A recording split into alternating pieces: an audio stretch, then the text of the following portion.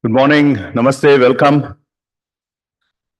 I'm Sai Prasad, Chairman CII Telangana. It's my honor and pleasure to this time provide the welcome address for Manexe. I've participated in several Manexes in the past, but it's also a special honor to be part of the welcome address team. We are awaiting Mr. Jayesh Ranjan and also the Honorable Minister for Industries. They've both confirmed that they're on their way, and maybe they'll be here in a few minutes. But in the interest of time, we will get started on our discussion and talking points so that we can we can progress our entire event in a timely fashion. I'd first like to welcome all our members on the dais, Mr. V.S. Ram, Professor Chandan Chowdhury, Ms. Rucha Nanavati, Dr. B.K. Das, and also Mrs. Malavika Jagi and Mr. Rajesh Koshla. One of the few concepts that we've been working as a part of our activities in CII. I would like to give you a brief, but I will also do the same when the minister comes, is that we're trying to expand our economy in our state, make it more a broad-based economy, not just specific to services, but also include manufacturing, not just including manufacturing and services, but also include agriculture, not just be a Hyderabad specific economy, but also have a distributed economy for our state in many other parts of the state also. And that's the mark of a good, robust state GDP. So you will hear those topics in all of our discussions today as we move along. For that, I request Mr. V.S. Ram, who is a convener of CII Telangana Manufacturing and Industry 4.0 panel, to set the context for Manexe 2024.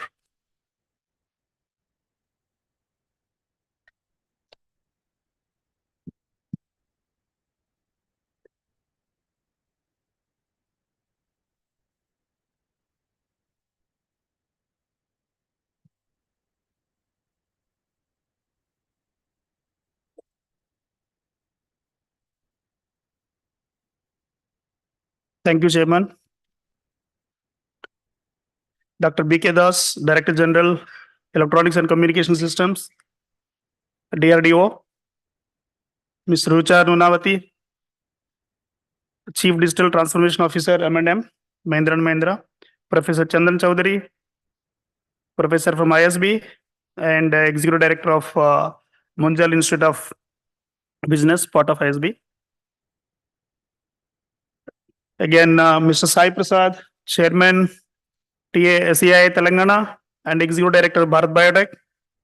Mr. Rajesh Koshla, my co-convener of Manufacturing Panel and CEO of AGEI. Mr. Sami, my friend from SEI Telangana, and distinguished delegates, industry colleagues, media, ladies and gentlemen. A very good morning to all of you.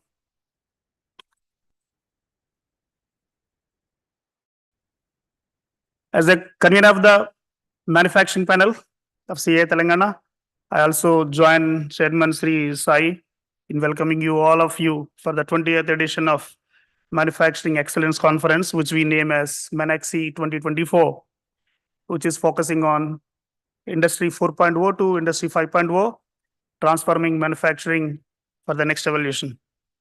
That's a subject that we have selected. So before I go into a little bit details about that, I just want to recap what all happened in last few years. Some of you may be coming for third or fourth time.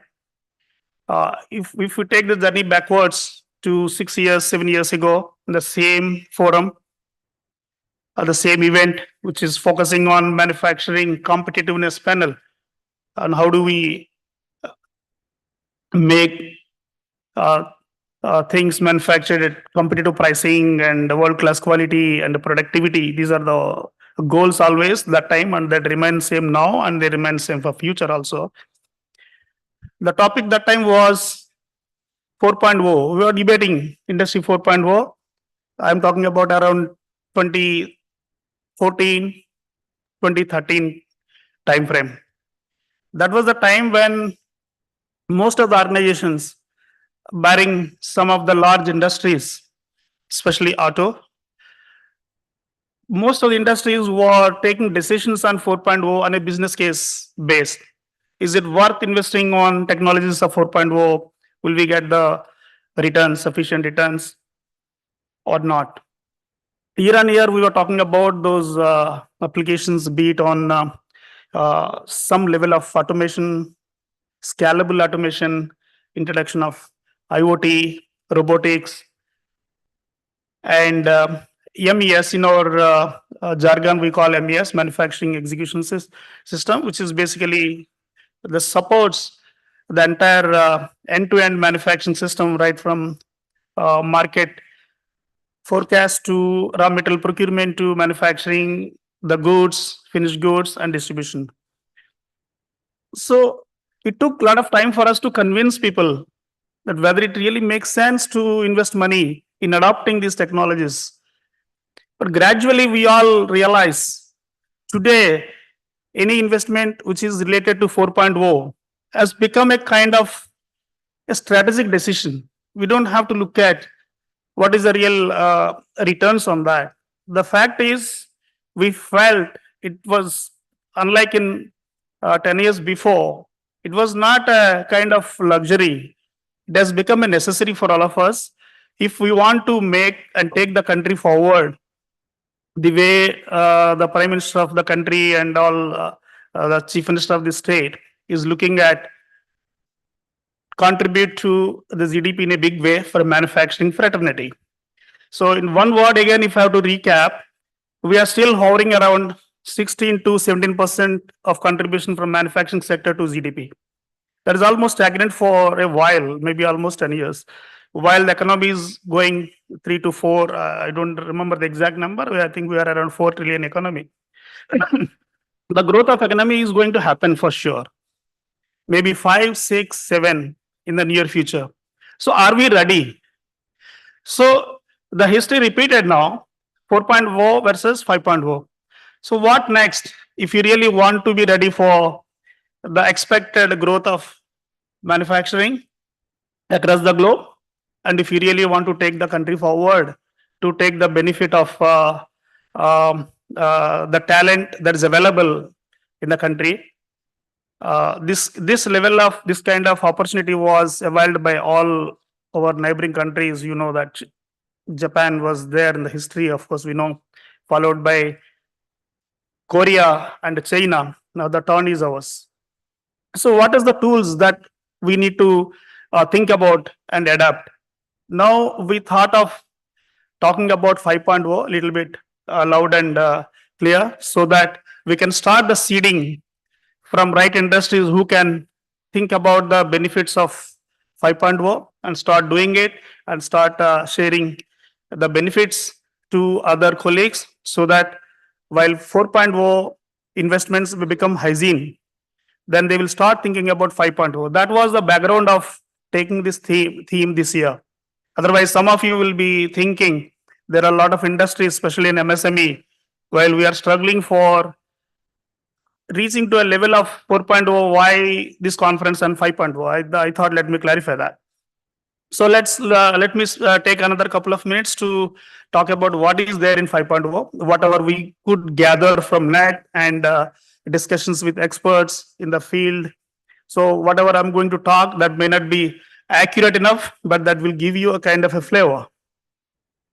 So as we stand on the threshold of new era, we look back on the incredible transformations of Industry 4.0, the fourth industrial revolution, which has brought concepts like smart industries, real-time connectivity, artificial intelligence, robotics, and Internet of Things, leading to significant leaps in efficiency and productivity and excellence, manufacturing excellence, and data-driven decision-making.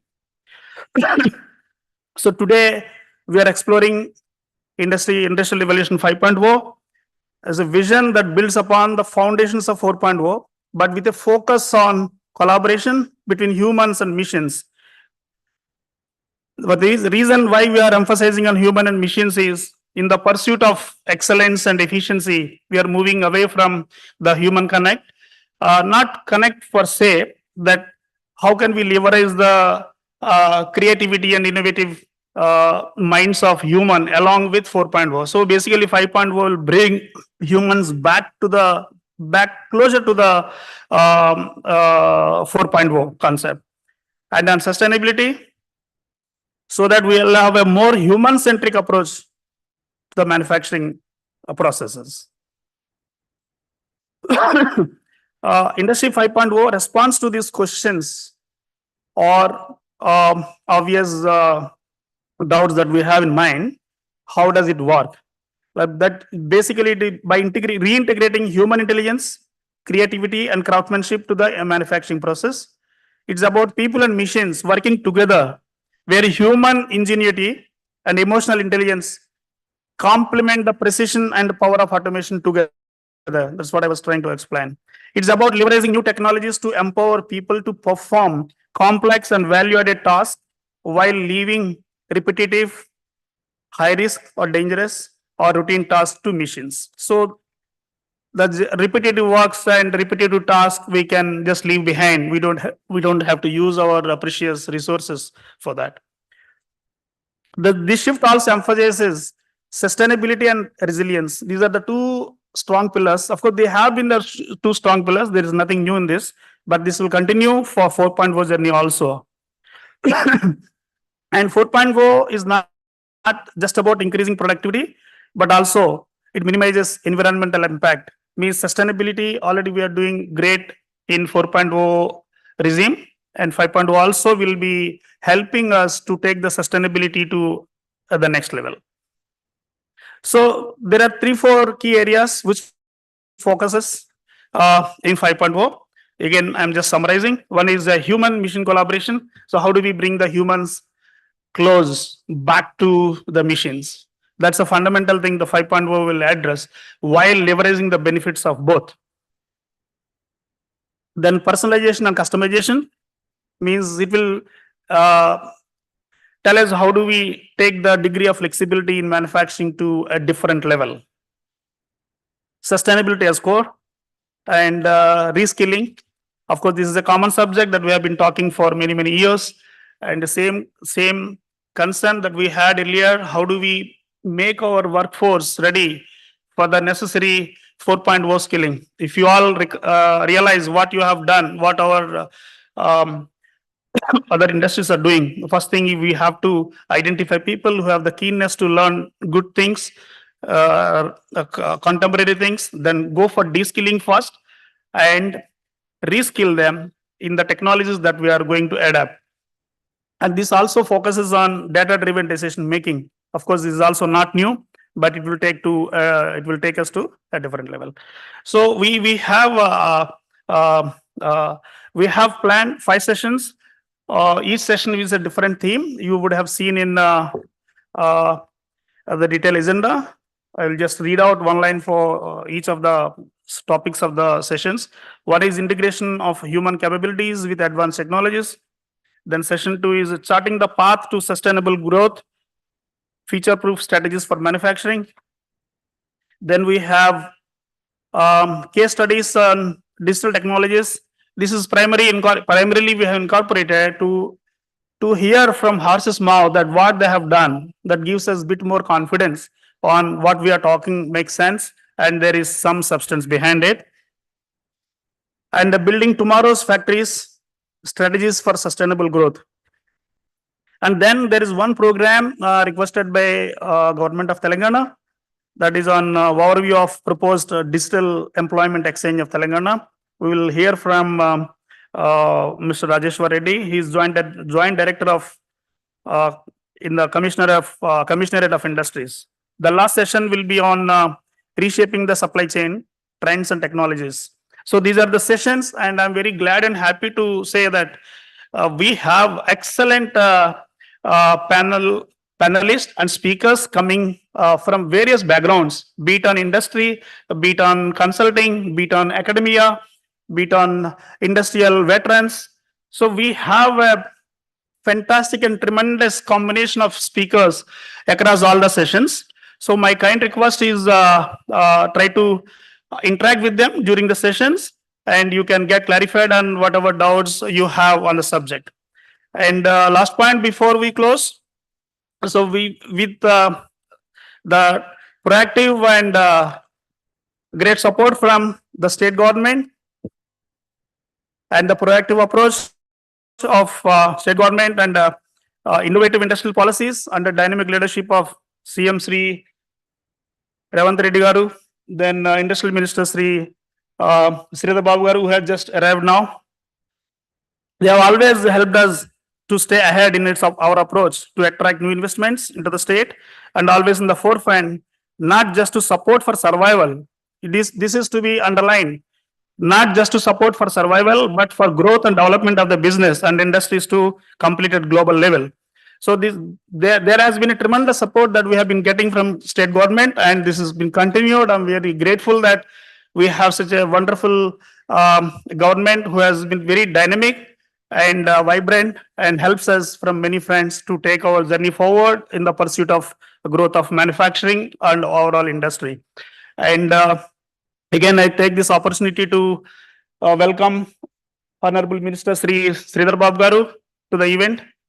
Is Minister for IT and Industry, and Sri Jayesh Ranjan Garu is the Principal Secretary for IT Industry. And with this, I will end my words. And we have a great panel, eminent people on the dais. Would like to hear from their addresses as well. Thank you. Thank you very much.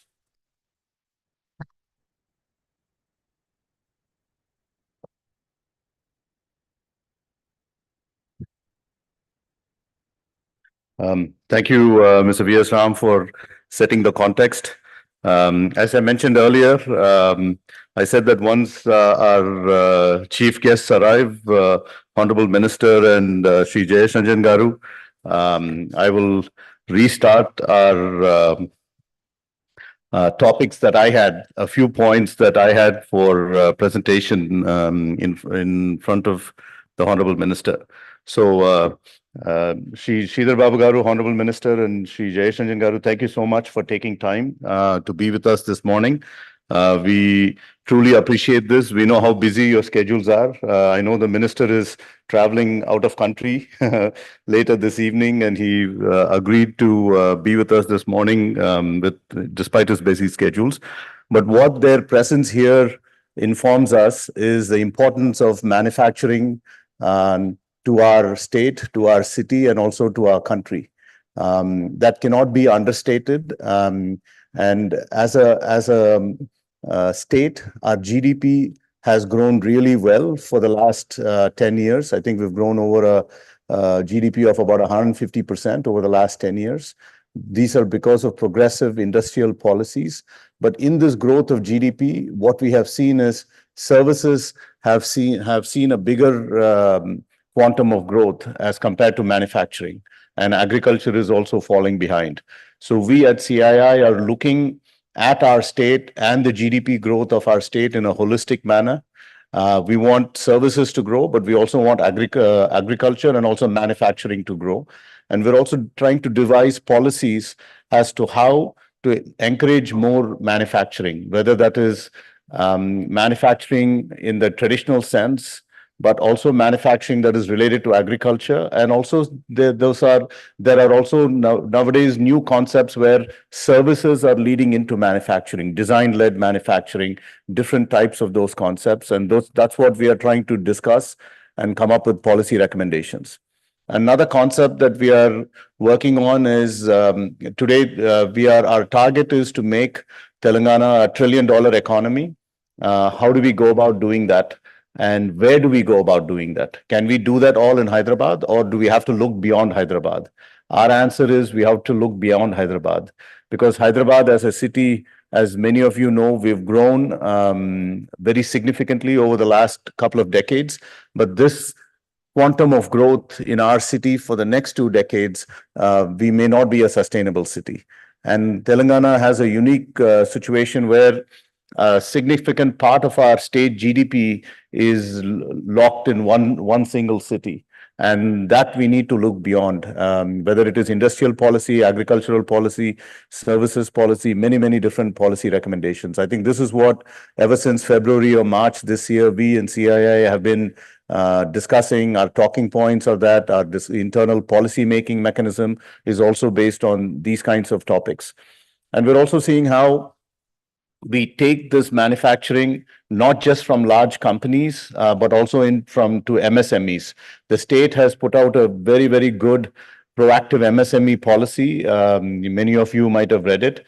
And our own focus on that is, how do we take that MSME policy and implement it in other districts and not just in Hyderabad, beyond this outer ring road that we have for this beautiful city? And how do we link that MSME policy, the industrial policy, with agriculture, so that if we can start manufacturing more out of agri products and, agriculture related produce, can that be moved closer and closer to our districts and closer to our farmers and improve the rural economies? I think these are some of the concepts that we've been discussing very vigorously in Telangana. We are in CII Telangana.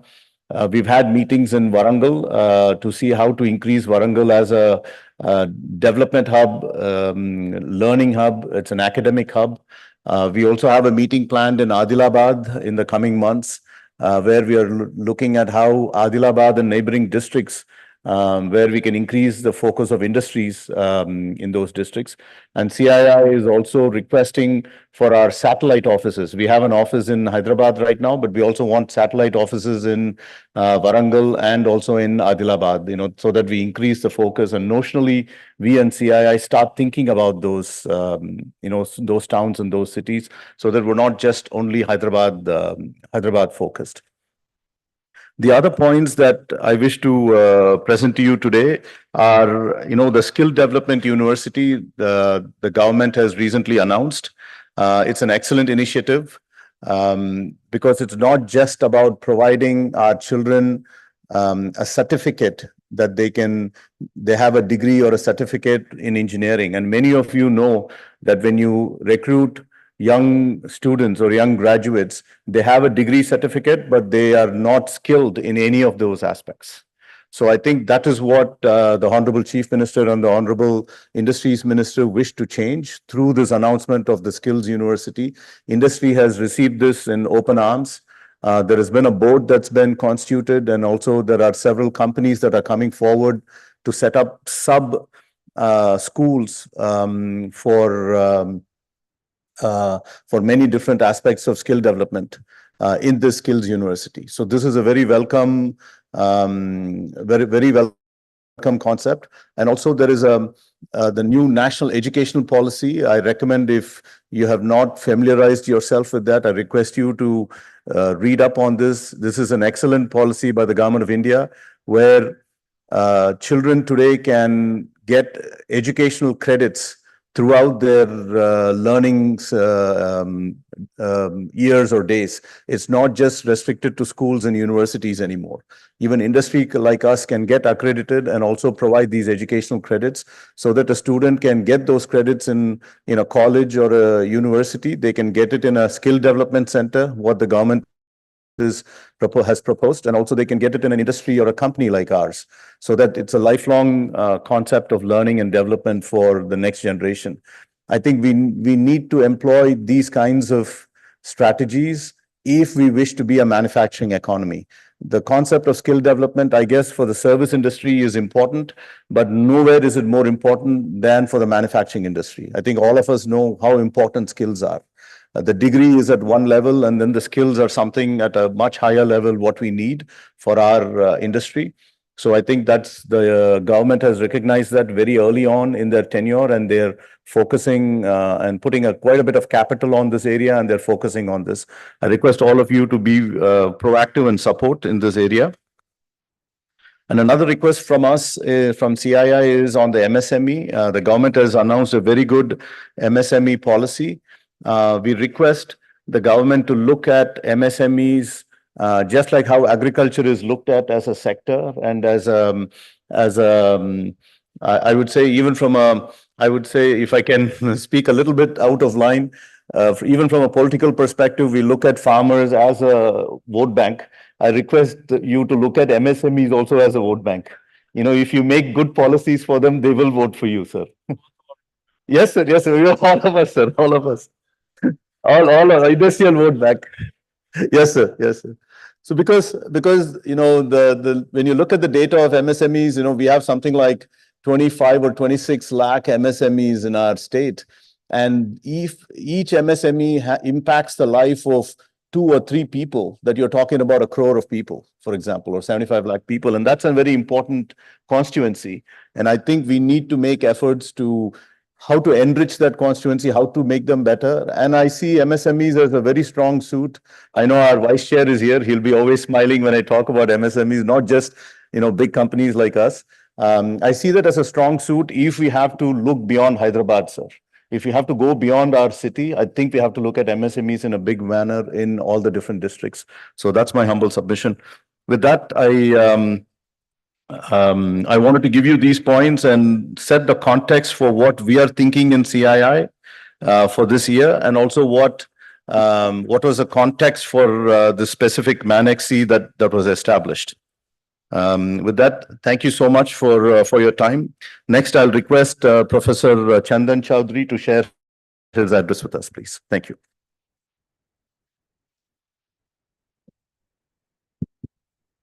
Good morning to all of you. Esteemed panelists, I must tell you, I always feel honored when I see policymakers, industries, and government all coming together, wanting to make the world a better place to live. I would like to just get started by stating that all of us, probably, you know, many of us, all of us believe in God, but others, you know, other than the God, everybody else must bring data. We go to trust data. So I want to take a minute and share with you.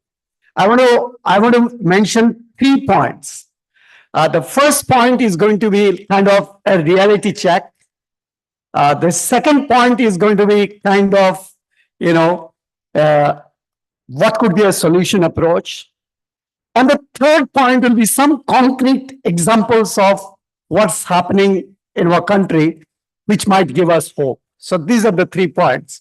So let me get started with the first point. The first point is, when you talk about reality check, it's very important to ask a few questions. First is unemployment a big issue all over the world, or is only for India? Second, is it true that our workforce stand a great risk of losing their job? Third, would the future of jobs be quite different from jobs of today? So there are these couple of questions that are there in all of our minds. And I must tell you, it's not an India problem. It's a global problem. Earlier, I used to get a call every 10 days on an average over a period of decades, when senior executives will call me up and say, Prof, I'm looking for a bright employee. Can you give a recommendation? Now the situation is just the reverse. I get calls from individuals asking me that they tell Prof, I lost my job. Can you help me to get a job? So it's a reality. It's not only a problem in India, it's a global problem. Let me cite a few statistics.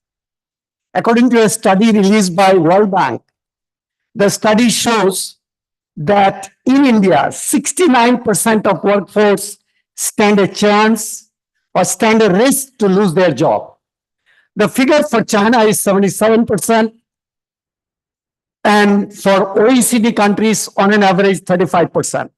So it's a global problem. People are going to lose job. The question is, what can we do about it? Now that's in terms of employment. Now let's come to what industry can do, right? I don't think government alone can do anything. Industry, academia, government, professional bodies got to come together to bring about change. Today, if you really look at, as far as our country is concerned, I want to mention a couple of initiatives. Let's start with Telangana. And I think the story of Telangana, if I just look at from, you know, last about, what I've seen in the government, couple of months, it's just like a fairy tale. You know, it's like a very interesting story. I have seen CII as a professional body taking initiative to really understand what's happening in Telangana. How can we accelerate the growth of MSMEs? And I understand there's a conversation that happened with CII leadership and the chief minister at Davos. Now then, CII actually initiating a study collaborating with ISB. We did this along with Munjal Institute for Global Manufacturing at ISB. We did data-driven study along with CII to figure out what are the policy level interventions that should happen. Government and CII worked together, and we were there as an academic institute. government released a new policy document. I must share with you. I haven't seen this in any other state. This is probably first time in the country, government, academia, professional bodies, industry working together for creating a policy. And that new policy document, I had the honor, to listen to Sridhar Garu, and I think it was 18th September this year, he released the new policy. And what a fantastic memory. I remember everybody that spoke, right? He recapped who said what was the concern, right? That was, I think, a big hand for the Honorable Minister. Now let me come to a couple of things that's happening. I find it very interesting. So what Telangana has done along with CII, every state must do it. And I must tell you, as far as ISB's Munjal Institute for Global Manufacturing is concerned, we are happy to collaborate, right? Not for money. We want to contribute to make our country a better place to live in. So that's one. I want to cite one more example on what's happening at a central government level, right? I remember having a meeting with the Secretary of Ministry of Heavy Industries. This was during those difficult days of COVID. I had a mask. Secretary had a mask. We had a lot of stress and tension. And then Secretary asked me, what's your view about India's manufacturing? I said that, well, I think it's in a bad shape. It was in a bad shape. It is in a bad shape.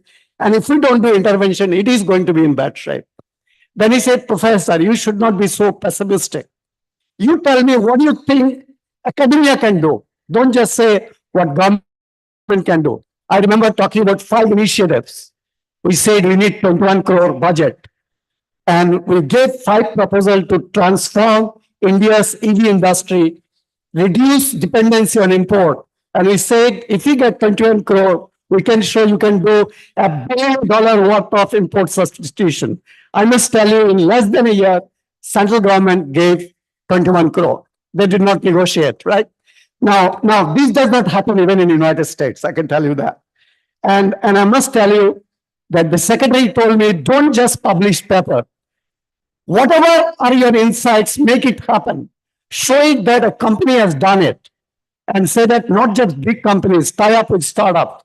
And I'm glad to inform you that, all the projects are on track. And we want to create history together, with the government, with industry, with startups, with policymakers, with CII. And I think India stands a good chance to become one of the top economies of the world. Thank you.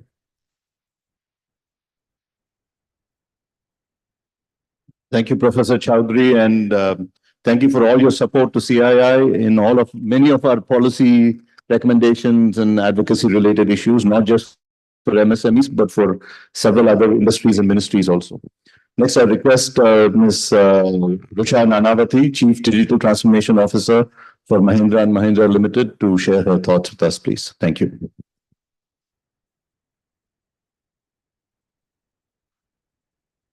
Good morning, everybody.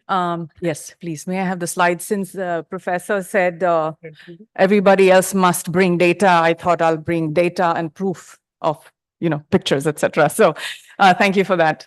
Good morning. It's great to be here. Can't agree more with Professor that what an honor it is to be here when there are policymakers, academia, professionals being together. I have two if you allow me, two smaller points to make. One is Dr. Prasad and Ram, I think you're going to need a bigger venue next year. I think it is growing. I see people, they have to keep bringing the chairs. That's fantastic. I also see more women than I saw last year. So awesome.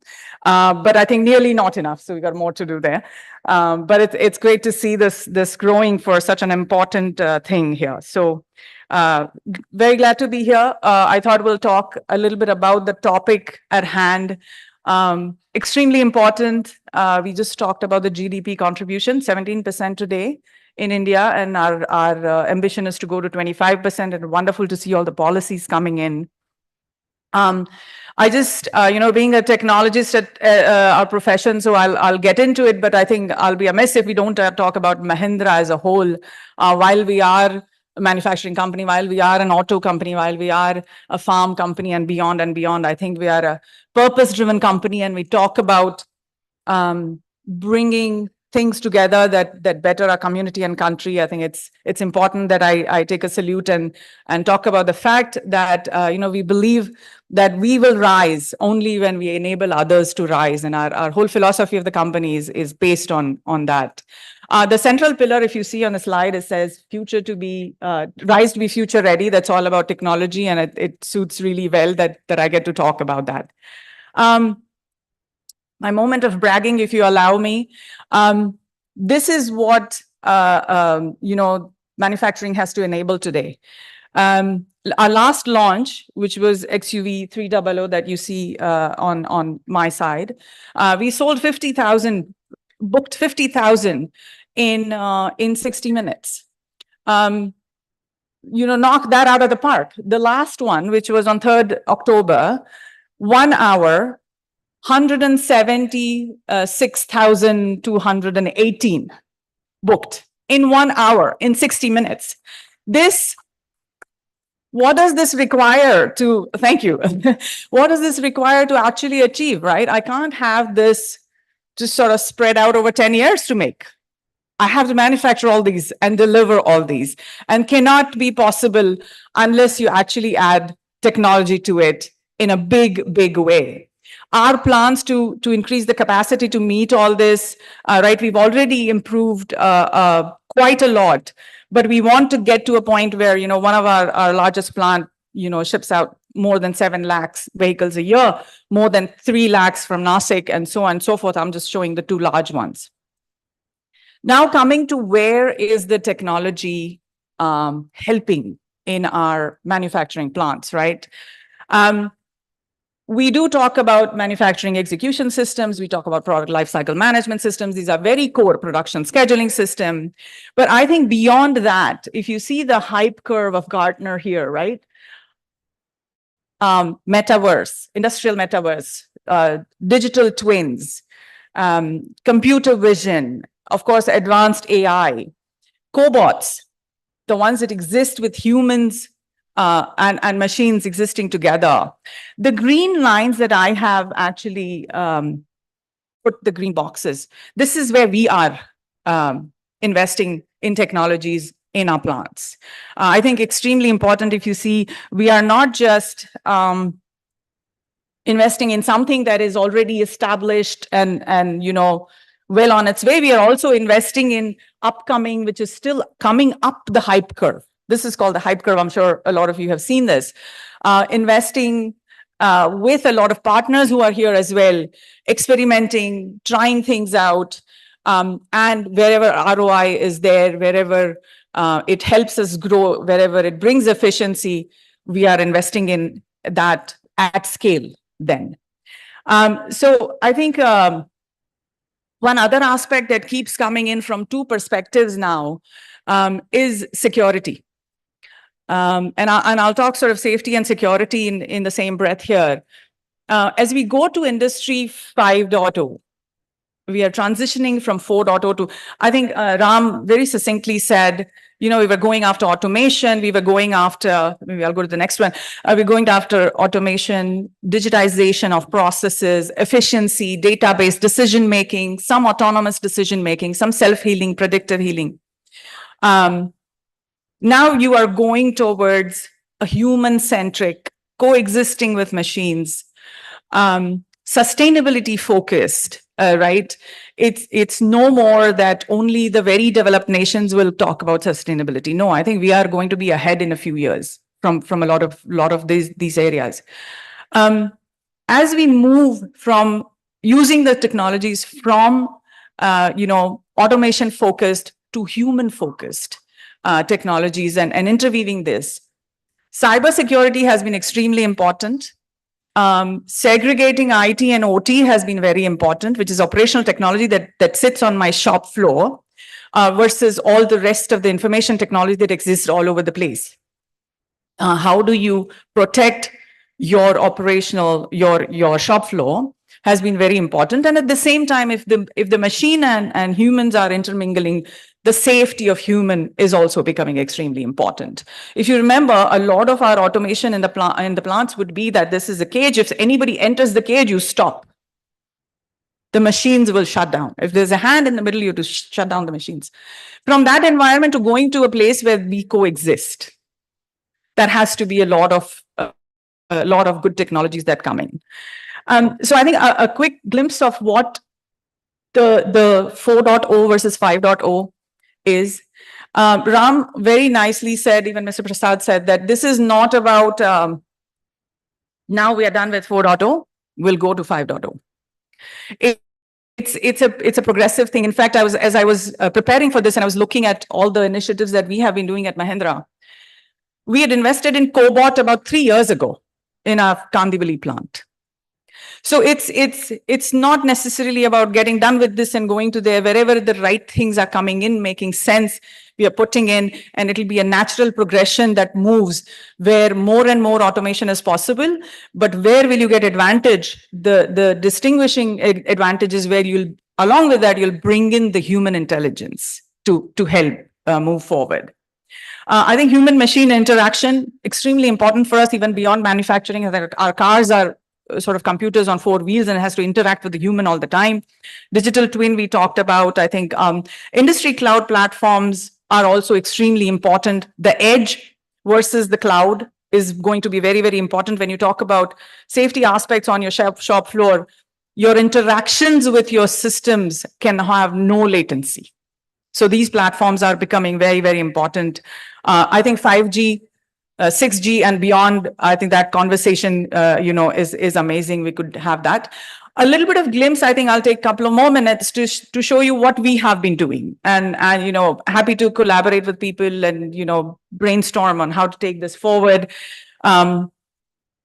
This is AI, ML, computer vision, 5G and edge computing all in there. Does anyone know what is the most important aspect when you're looking at a car? When somebody walks into a dealership, most of the times they already know everything they want to know about the car. They have done the research. They know almost everything. Now you think about there's the smallest paint defect on the beautiful looking car. It'll turn you off like that. So this is a very important thing we did. This is refractometry cameras. Manually, it takes a long time and you may miss something as you are inspecting this for quality of paint. With all these technologies, in 20 seconds, 95% accuracy as you're looking at the car. This is one of the things we've implemented.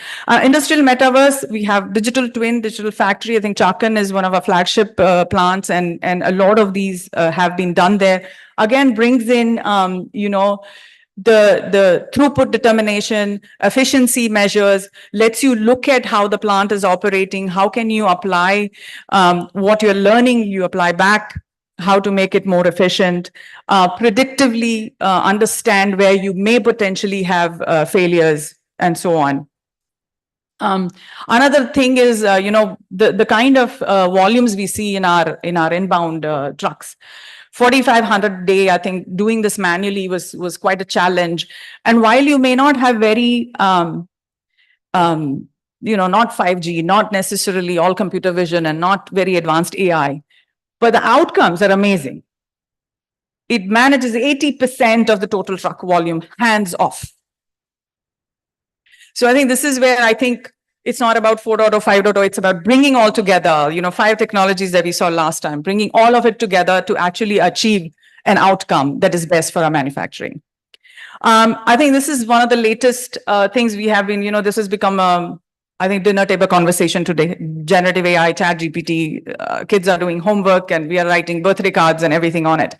Where it really comes to life for us is, mining 10 years of YY sheets that, the occurrences of this on shop floor that has happened doesn't happen that easily. Engineers will not go look for the data. But using generative AI, making the bot available, asking questions to it, this is really, really helpful for our workers. And using large language models, you can make it in natural language even to some extent, some dialects will ask questions of why, how the machine is not working well and what can I do to fix it. I think IT, OT, segregation I talked about to make sure you are also safeguarding the system, but I think aligning it is equally important, right? The cyber physical systems that we talked about, the human interaction, or the physical system, the physical occurrences that are happening at all times, you want to monitor them and understand them digitally, apply it on the virtual things that you've done, and then react to it where you need to. And this is where it's not just the segregation, as I talked about for security, but also alignment as it comes together to help you make better decision in real time as they are happening. I think with that, I'll stop. Thank you very much for listening. I'm very honored to be here, and next year, hopefully more women. Thank you.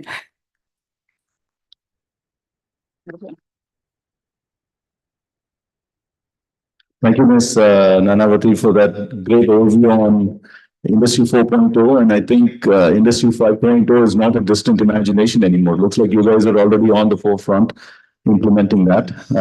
That's very welcome. And many of us, I mean, we are part of the pharma and vaccines industry. We used to think that digitization and automation is not our cup of tea and it's not our purview. But I'm happy to state that in one of our facilities in Gujarat, Ankleshwar, we have installed robots in clean rooms. Many of us in sterile manufacturing, we used to be very against robotics in clean rooms. But the people who make semiconductors convinced us otherwise. They said, we are doing things that are even bigger and better than you guys, and we're able to do that. And on the concept of women, I failed to mention in my opening address, along with when we say that we want Telangana to be a $1 trillion economy, we are very, very clear at CII that we cannot be a $1 trillion economy without the inputs from women. And it's glad to see you as a women leader on the forefront of this. And I'm not stating this today in November, but this was stated as early as in March earlier this year. It's part of our strategy document, and I can share that with you. So thank you so much. Next, I request Dr. B.K. Das, Director General of Electronics and Communication Systems at DRDO, to share his thoughts with us.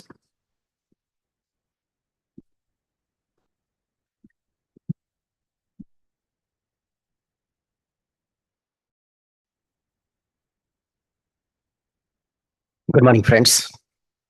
At the outset, it's an honor to share the desk with Sri Sridhar Babu sir, who is giving the vision of industry and IT to this great city of Hyderabad.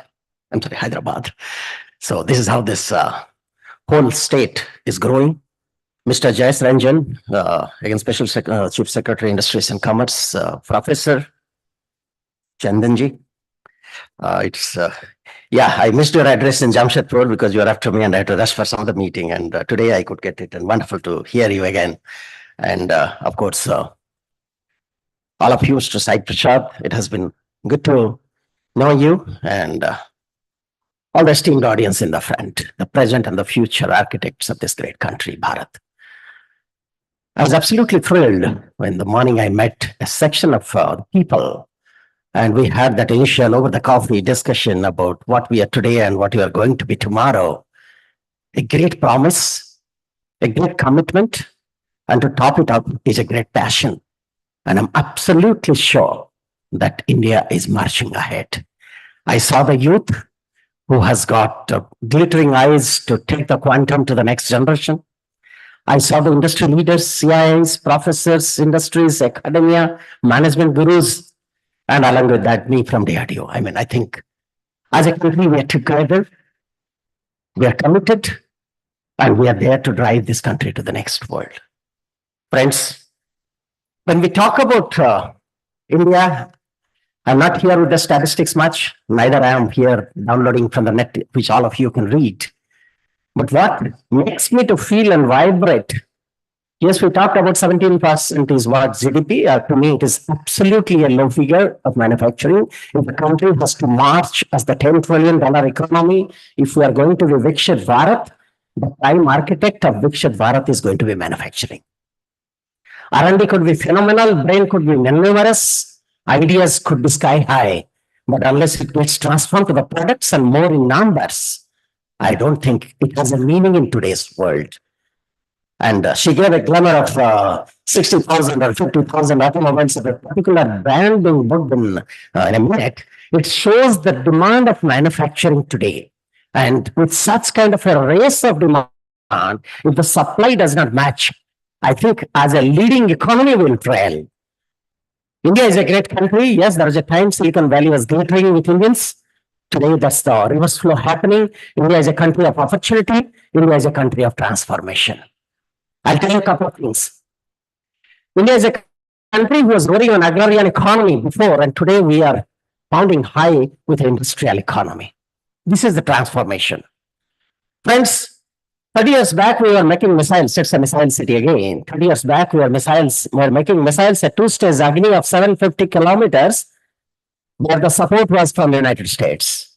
Might be electro-optics, might be radar, might be telemetry systems, might be computers, might be anything. And as you know, you never can grow as a world leader with import.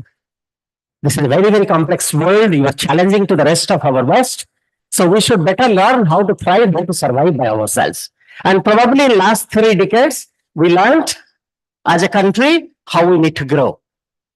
We had our technology, we have our systems, we have our brain being implemented in our own country, that the transformation of missiles has come from two-stage missiles of 750 kilometers to today, 5,000 kilometers with MIRVs. That is the transformation, friends.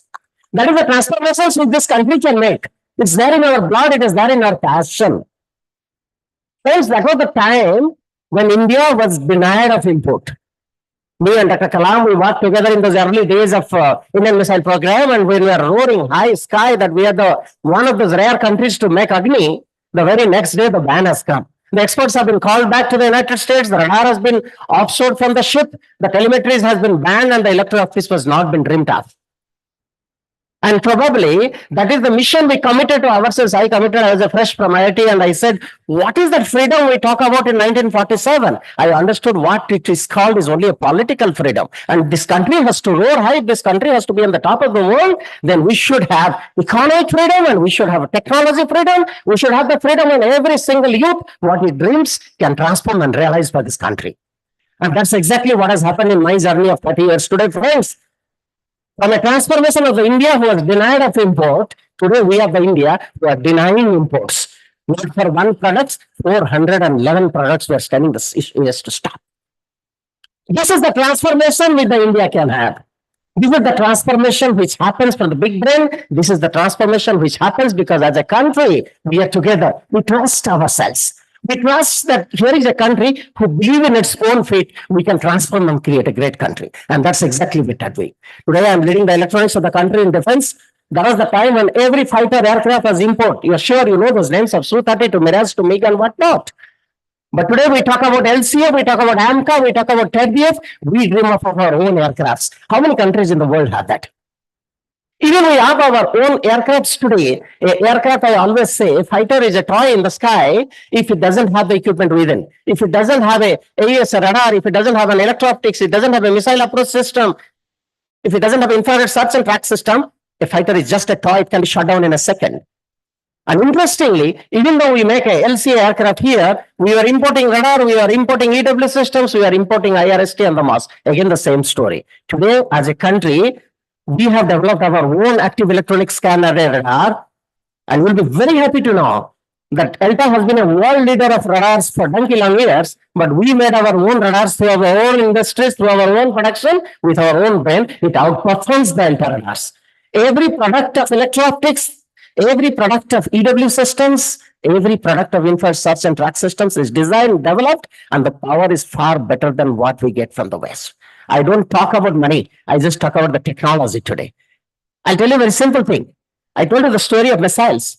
When we didn't know how to make the radar was banned. When we started making radar, the TR module was banned. When I started making TR module to create the radar, the DC-DC converter was banned. This is what the West plays with. So friends, I'm so happy with Honorable Prime Minister's India Semiconductor Mission. That day is not far when the cross-section of a silicon chip will be banned to us. That's why India knows and India roars and India dictates and India dreams and India predicts its future. This is the great country, India, friends, and we are under a great leader.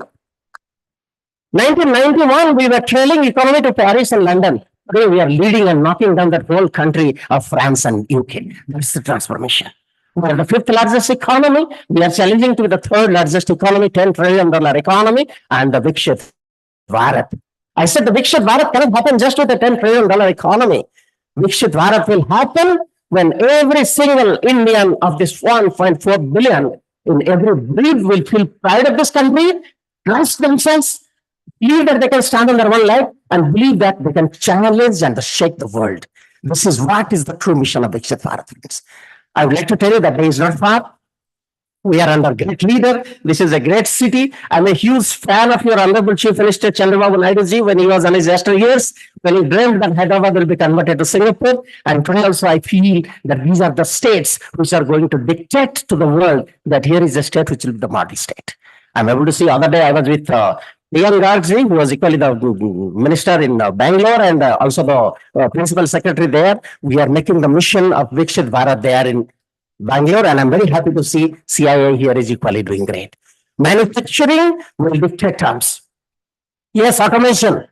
Today we work about automated warfare. Today we work about automated tank. Today we work about robotic soldiers. All that we talk about. But friends, man-on-man teaming, machine cannot exist without a man. Man can do nothing without a machine. So that says what is called Industry 5.0. We have to be together. We have to coexist. Yes, don't be driven by the industries. Don't be driven by the machines. Learn how to drive the machines. Drive the machines to what we want, what your country wants. And that's a great mission which you guys are going ahead forward. I'm sure together we can create a great history, a great country. Friends, we have a lion which was smiling. Today, we have a lion which is roaring. That is the transformation of India. That is what India shows to the rest of the world. Here is the country whose the whole world will look up to. I will conclude with my pet statement. India cannot exist without INDIA. I stands for industries. N stands for the national forces, our MSMEs and the startups. D stands for DRDO. I stands for the incubation center. If we don't incubate the technology, we can't be the world leaders. And A stands for academia. These are the 5 pillars with which India stands today. India rules today. India will shine the world today. God bless you all. Thank you so much. And together you can create a great country, a great historic India. Love you all. Jai Hind. Thank you. Thank you, Dr. Das, for that wonderful oration. I request another big round of applause for Dr. Das. He's taken his time to be with us today. I think your contributions to defense and aerospace and also what DRDO has done has been excellent. Our country is growing really well, thanks to you and many, many individuals. And also, when we look at the defense and aerospace industry, it's not something that has happened new. It has been, the knowledge and the expertise has been with our country for more than 20 or 30 years. It's just that it's getting harnessed now, I would say. It's just getting harnessed, and I think the future is very, very bright. Telangana is, I would say, far ahead in defense and aerospace. We have quite a few cutting-edge companies here in our beautiful state. CII is working on policy recommendations, requesting the government to see whether we can announce, even within our state, a corridor for defense and aerospace industries between Shamshabad and the town called Alampur, which is just before Kurnool.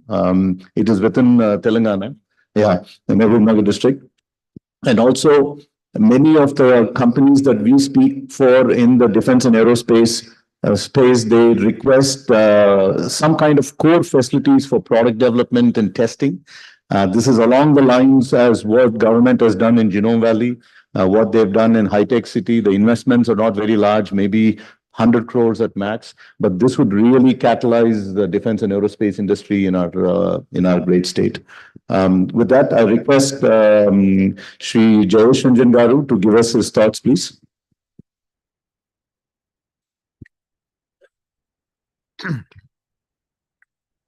Honorable Minister for Industries and IT, Shri D. Sridhar Babu Garu, Mr. Sai Prasad, Professor Chaudhary, Mr. Ram, Ms. Nanavati, Dr. Das, Mr. Khosla, Malvika, Mr. Samiuddin, past presidents of Telangana chapter of CII, invitees, guests. First of all, I would like to convey my appreciation to CII for bringing this edition of Manexe today. This is an event we really look forward to because this is a platform under which large number of domain experts are called. They share some very valuable insights. People also comment on existing government policies, what is expected from the government for the future. So it's a very informative and a very educative event. I have been a part of it for the last 10 years. And I'm very happy that if I look at the session plan for today, again, very, very stellar sessions have been planned. Lots of experts are going to share their ideas. And I really look forward to a very successful day of listening and learning and collaborating. All of you would know that since the last 11 months after the new government has taken over, we have really reinvigorated the way industrial development in Telangana should happen, the way all the stakeholders should get coalesced, and definitely all the responsibilities which the government needs to address, they should be addressed in a very comprehensive manner. The first example of it was the MSME policy under the guidance and leadership of Honorable Minister.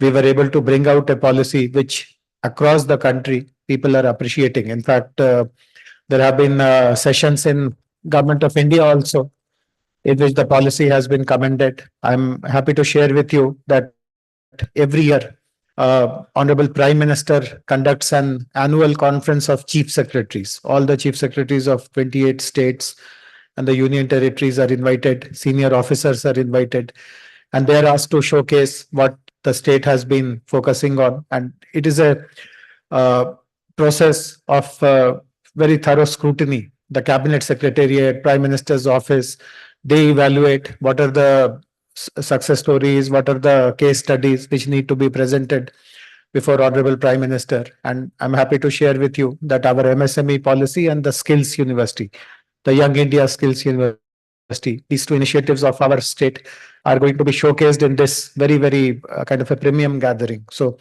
again, these are the initiatives which we feel very proud about.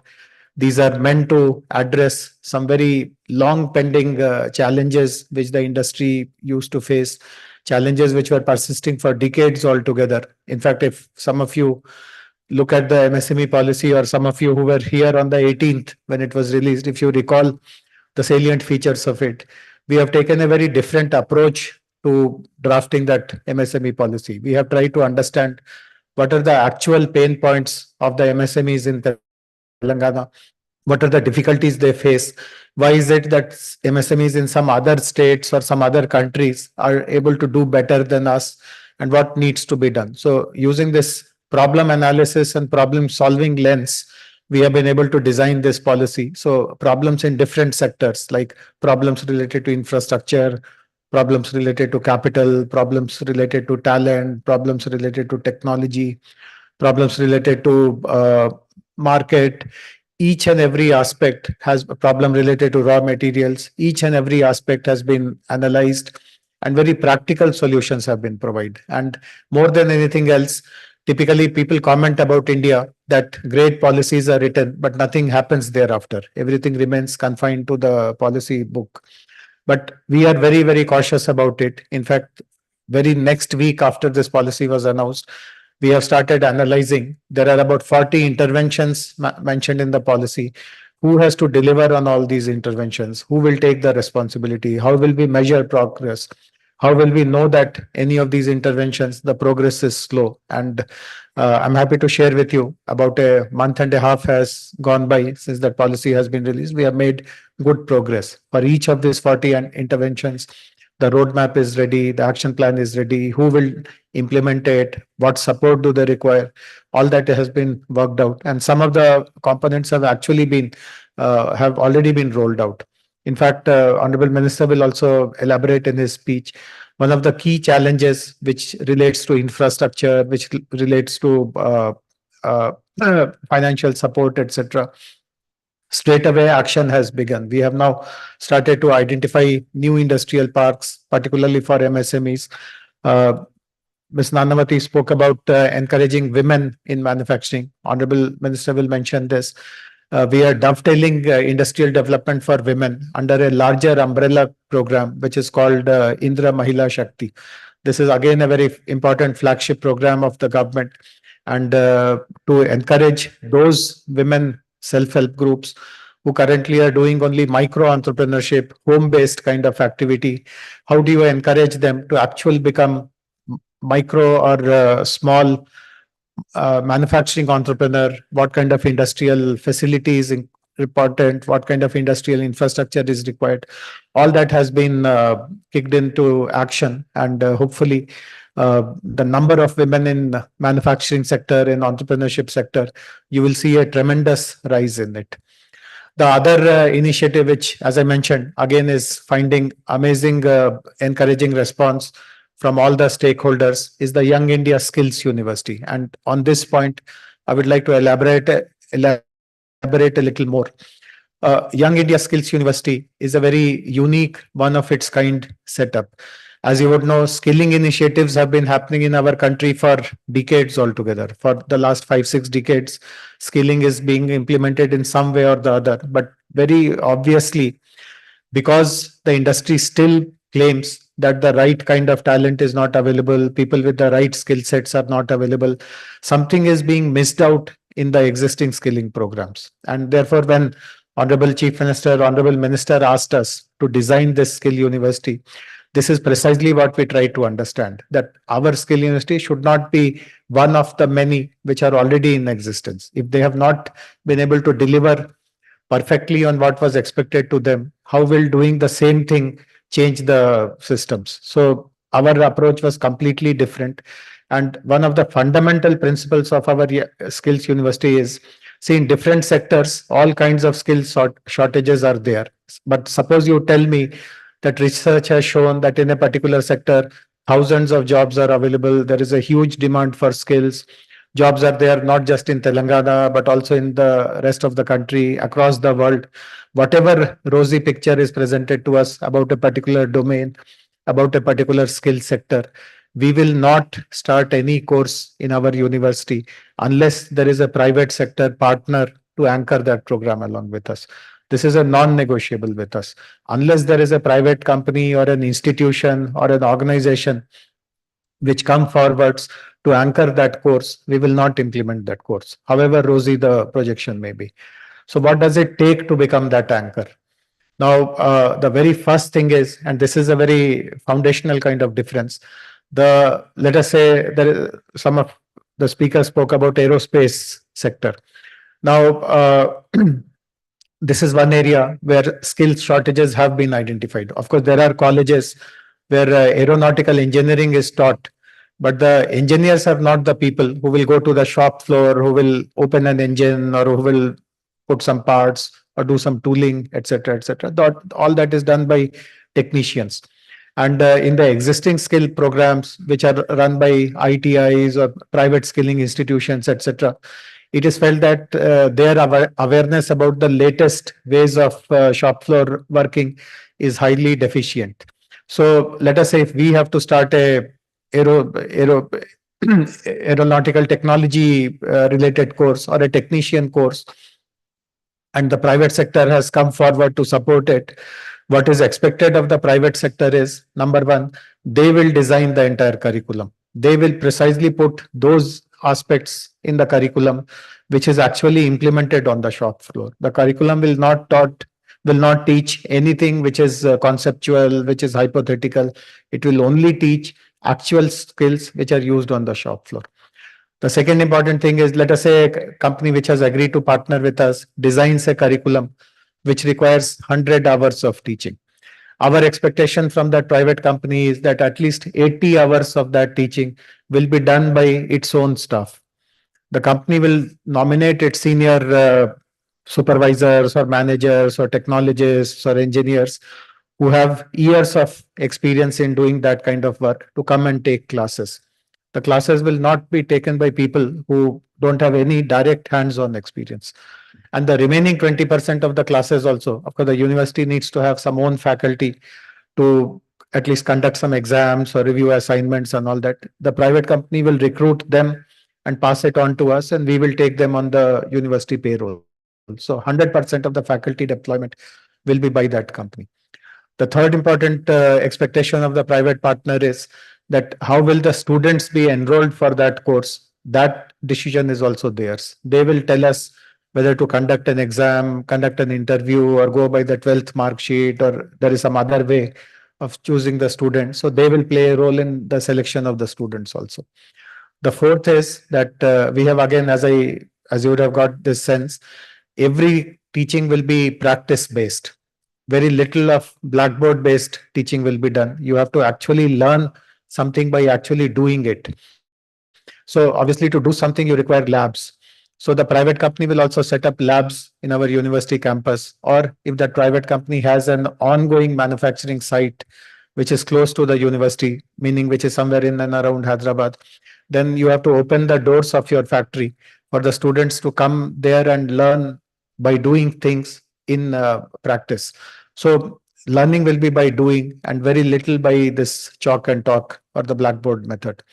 And the final expectation, of course, is that after the course is over, exams are conducted, students complete the certification, then you will give jobs to as many of them as you require. And of course, the rest of them will be taken up by the remaining industry. So this is the model. This is, again, as I said, a very unique model. People speak about skilling, people lament that skilled manpower is not available, but no one has tried to solve it in a practical way. And I'm happy to share with you that the response to the Skill University is positive. We already started about a week ago 4 courses, and we are lining up many more industry partners. So my request to CII, particularly the Telangana chapter of CII, is to line up more and more member companies who will be willing to participate in the Skill University programs by fulfilling those 5 responsibilities that I spoke about. And if you are able to do that, it's a win-win situation. It's a triple win situation. You get precisely the kind of people that you require, and the candidates who come to you after completing their training, they won't require any further orientation or skilling, etc. You can deploy them on live production line right on day one. So your training costs, your orientation costs, efforts, energies, all that are saved. The second important thing will be that large number of young people from Telangana will get into employment, get into productive employment. And if they are well skilled, we expect that they will get higher starting salaries, their career progression will be faster. And this again will be something which will contribute to our economic growth. It will bring prosperity. The aspirations of thousands of young people in Telangana who expect jobs and employment for them, there will be a very nice pathway for all of them. And of course, the society as a whole, as Dr. Das and others mentioned, we should start developing our outlook to become a country which is focusing on manufacturing excellence, which is self-reliant. Import substitution happens in all possible way. The foundational aspect of achieving all that is to have a very high caliber skilled workforce. So we will be contributing to a very important national goal and national priority also. So I would once again appeal to the Telangana chapter of CII and all the members and invitees who are present here to participate in all these important initiatives that the government is rolling out, be it the MSME policy, be it the Skills University. In fact, for certain sectors which are important in Telangana, we have realized that the policies that we used to have, they have all become outdated. Other states have brought superior policies. They are much more current and much more topical. So we are also in the process of revising a whole bunch of policies. For example, our electronics policy, life sciences policy, electric mobility, electric storage policy, defense and aerospace policy. So in the coming few months, under the guidance and leadership of Honorable Minister, you will see us bringing lots of sectoral policies also, which will have very modern and very unique, one of its kind of offering. So again, I would request CII members to support the rolling out of the policy and also benefit from the policy and also spread the good word.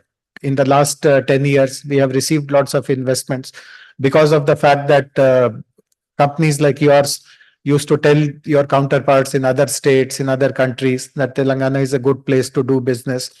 Our new government wants to give you this assurance that whatever was good will be continued, but we will even outperform all that, whatever was done before. So it will be now something which will really focus on excellence, and please spread that word. I'm also happy that like every year, we are using today's Manexe platform to hand over industry awards to some of the best performing industries in the last 1 year period. You will shortly see Honorable Minister handing over the awards, and you will learn about who are these awardees. I, of course, convey my congratulations to all of them, but I would also request everyone to just understand what is so special about these people who are receiving the awards and what can we do to really emulate them and create 100 such role models in our city and in our state. So once again, good wishes to all of you, and thank you very much for inviting us. Thank you, Dr. Jayesh Ranjan, for that eloquent discourse on how the state has progressed and how the industrial policy of the state has progressed. And as you clearly mentioned at the close of your talk, that the state has grown really well in terms of FDI and also state GDP over the last decade. And you also mentioned about transition and continuity. I would say that is the beauty of Hyderabad and Telangana, irrespective of successive governments and political transformation, economic transformation. The policies, economic policies are constant and consistent in our state. That means incoming investors and companies like ours that are thinking about making 30-year, 40-year investment horizon decisions, we are a great state for those investments. I think that's what Dr. Jayesh Ranjan says. At least for me, that's what I hear, and that's what it signifies. Thank you, sir. With that, I request Mrs. Malavika Jagi to announce the award recipients, and I request Honorable Industries Minister to hand over the awards, and that will be a great source of inspiration for all the winners. Thank you. Thank you so much. A very warm welcome to each one of you. And we are here today for the most awaited ceremony of the Telangana State Industry Awards 2023. Today, we are here to celebrate the outstanding achievements of some of the most innovative, impactful, and inspiring companies who have contributed immensely to the growth of Telangana's economy and industry. We are honored to have Shri Sridhar Babu, the Honorable Industry Minister of Telangana, who has been a guiding force in driving the state's industrial development. Thank you, Dr. Jayesh Ranjan, for your continued support to make the industry awards a grand success year after year. Over the last few years, Global Linker has embarked on an incredible journey of growth, innovation, and empowerment. What started as a vision to connect and support small and medium enterprises has evolved into a thriving platform that now spans across multiple sectors and geographies with over 400,000 SMEs across the globe. We've worked tirelessly to build an ecosystem where businesses, regardless of their size, can access tools, resources, and connections needed to grow and succeed. Our partnership with the Telangana government has been pivotal in creating an ecosystem for Telangana companies that supports entrepreneurship and fosters innovation. We have proudly helped over 14,000 plus businesses in Telangana embrace digital transformation. I would request Shri Sridhar Babu to now open up the Global Linker marketplace for Telangana companies by offering businesses an opportunity to secure orders and expand their reach. This is an exclusive cross-border B2B marketplace designed to empower SMEs by showcasing their products and services. The marketplace enhances SMEs' digital presence, facilitates seamless online transactions, and generates valuable leads and orders. Please inaugurate the same, sir. Just open the website.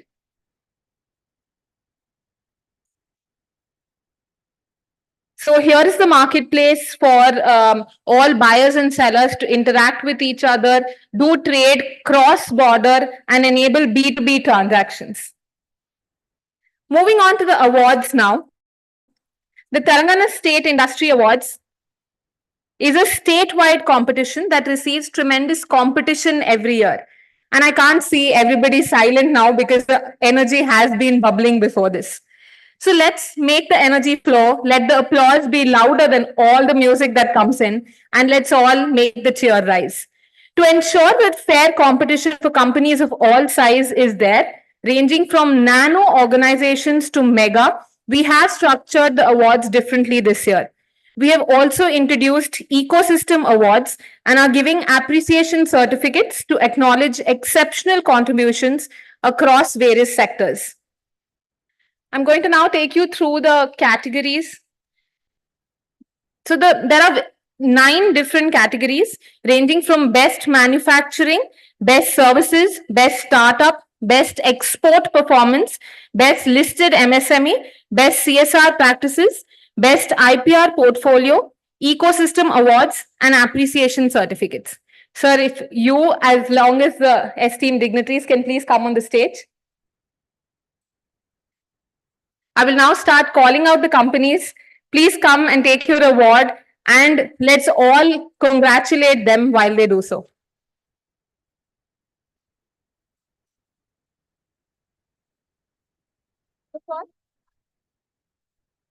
The first company is in the nano category, which is Apna Green Products. Can I have Aruna on the stage, please?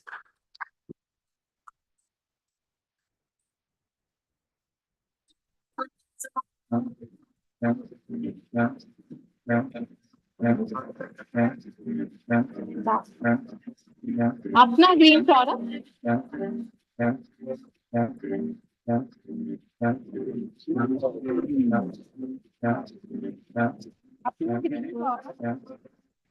Apna Green Products manufactures biodegradable sanitary napkins with natural fibers. These napkins are chemical-free, skin-friendly, and high in absorption. Low cost, of course. Congratulations. Can I please hear it for them, please?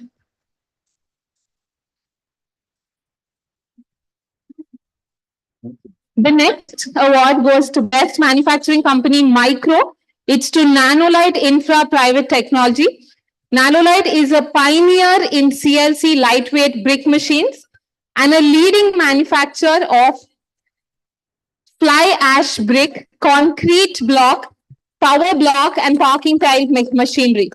Established in 2010, Nanolite has installed over 575 plants across every state in India. Congratulations. I think we're all waiting for lunch. Are we? Okay. Moving on. The next award is to Best Manufacturing Company Small, Nimra Serglass Techniques Private Limited.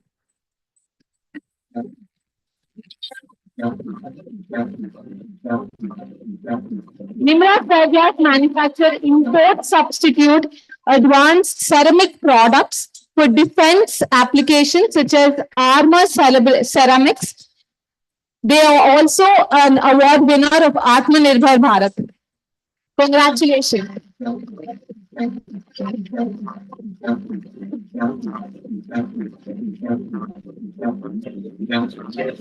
The next winner for Best Manufacturing Company Medium is Signy Energy. Can I have a round of applause, please? Signy Energy, incubated at IIT Madras, leads in customized lithium-ion battery packs for electric vehicles, energy storage, and telecom.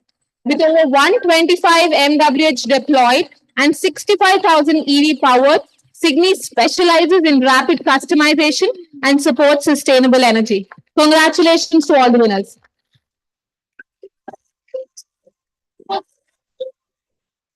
Moving on, we have Best Manufacturing Company Large. This goes to JK Fenner. They have been an award winner almost for 3 years now. JK Fenner, part of the JK organization, specializes in V-belts, oil seals, and rubber products for industries like steel, cement, and power. With strong global reach, they champion sustainability via water conservation, solar energy, eco-friendly materials, and advanced traceability systems. Can you please join your hands together for JK Fenix?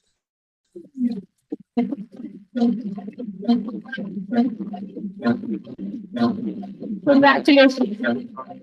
Moving to the next. This goes to the mega company, which is Mahindra and Mahindra.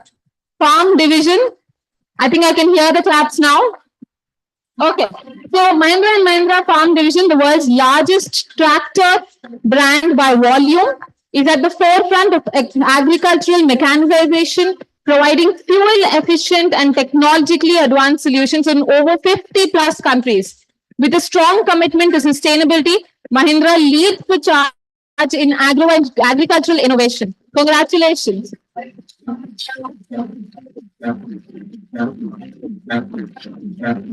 Some suspects here, they have won an award in another category as well. Let's wait for that.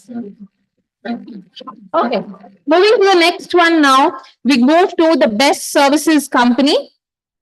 The first in the nano category goes to Crystal Company. Please join your hands together for Crystal. Pioneers in digital ESG and circular economy solutions. They're recognized by the World Economic Forum and NASDAQ Entrepreneurial Center. They recirculate label empowers industries to go zero waste, circular and reduce emissions. Congratulations, Crystal.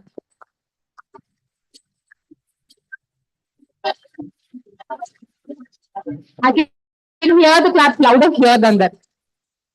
Okay. So moving to the next one from Micro. This is File C Systems India Private Limited. Congratulations. They have won this award last year as well. This is a digital agency that boosts small and medium B2B enterprises online presence with custom marketing strategies for better engagement and ROI. They also support workforce reskilling and cultural preservation through free website initiatives. Congratulations to File C.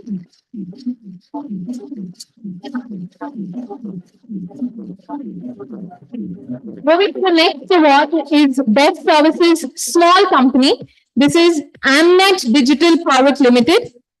Congratulations. Okay. So Amnet is a data-driven company offering integrated IT services and solutions that empower businesses to unlock the full potential of data, analytics, and AI. Their expertise spans data science, data engineering, data analysis, advanced business intelligence, and analytics. They do digital transformation as well and quality assurance. Congratulations, Amnet. Okay, moving to the next winner. This is Best Services Medium. This goes to Balaji Railroad Systems Limited. Congratulations. Please don't play the music, we'll hear it here. This is a multidisciplinary engineering consultancy services in railway sectors. It has delivered 800 plus projects across 18 countries, offering services in civil, mechanical, electrical, and project management for rail systems.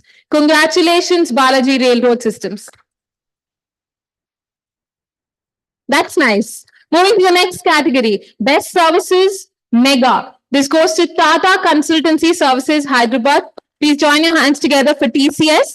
This is a leading IT services and consulting firm with over 50 years of experience.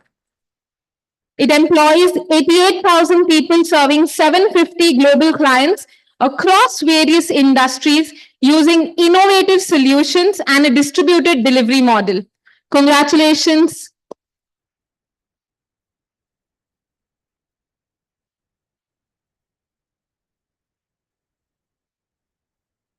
Moving to the next winner now. This is in the Best Startup, the next category. It goes to a manufacturing company called Aerospace Innovations Private Limited. Can I please have them on the stage?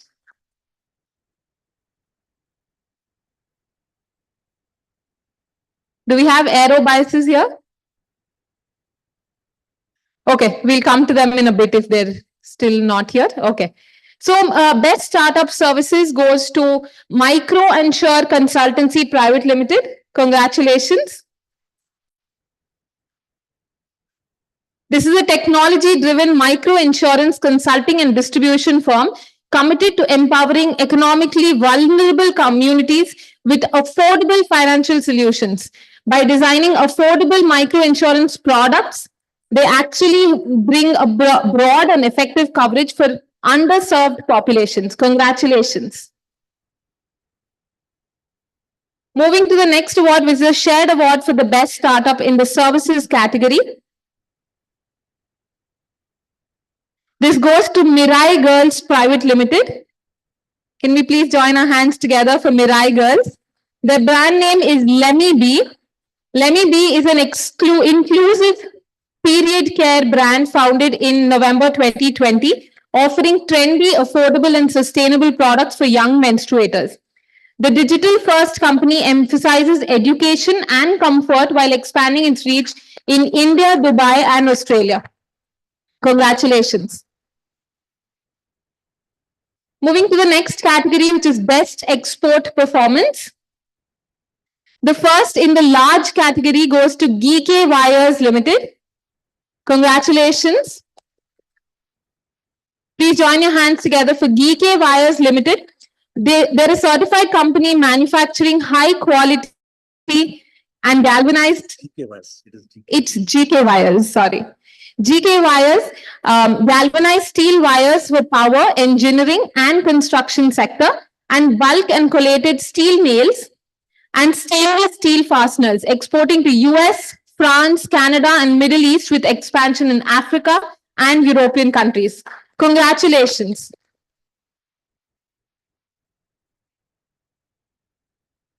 Moving to the next one, which is no guesses here. The mega award again goes to Mahindra and Mahindra Farm Division.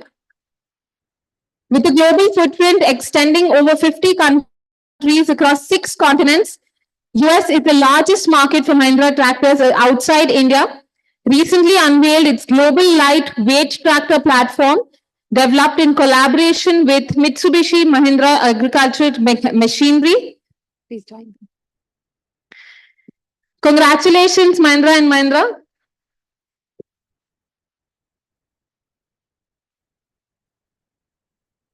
Moving to the next one goes to Best Listed MSME category. The first one is going to the small company called Banco Bayalu Limited. Please join your hands together for Banca Bayalu Limited. This is a research-driven company that focuses on developing innovative water, sanitation, and hygiene infrastructure. They specialize in manufacturing, supplying, installing, and maintaining bio-toilets, packaged sewage treatment plant, and providing STP as a service. Congratulations. Moving on to the next winner for the best listed MSME in the medium category goes to DRS Dilip Road Lines Limited. Please join your hands together for DRS Dilip Road Lines. Congratulations. This is a brand which also has Agarmal packers and movers. This is a trusted brand in the packing and moving services. The company has built a solid reputation for reliable and efficient relocation services and caters to a diverse clientele across India. We've all heard of them, right? Have we? Okay. So they have a network of over 100 branches across the country. Besides household relocation, the company is also into transportation of commercial goods. Congratulations. Moving to the next category is the best CSR practices.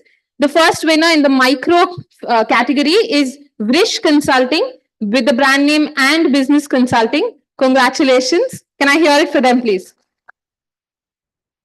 Committed to creating impact in both business and society, specializing in renewable energy, green hydrogen and EV sectors, and combines strategic and financial expertise with a deep-rooted dedication to corporate social responsibility. From supporting education, hunger relief, and arts to aiding community and animal welfare, and aligns its business success with a purpose-driven commitment. Congratulations. Moving to the next one in the mega category for the best CSR practices goes to Natco Pharma Limited. Please join your hands together for them. The CSR arm of NATCO Pharma focuses on holistic community development in Telangana. They support education, health, sanitation, livelihood, and farming with initiatives like Anganwadi support, mobile health clinics, vocational training, and nutrition programs for underprivileged communities. Congratulations.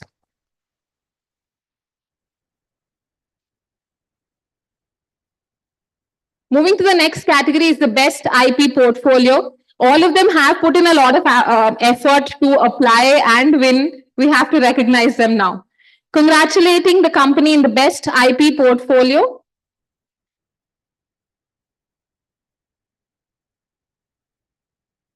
Sorry, it's not moving back. It's not moving backward.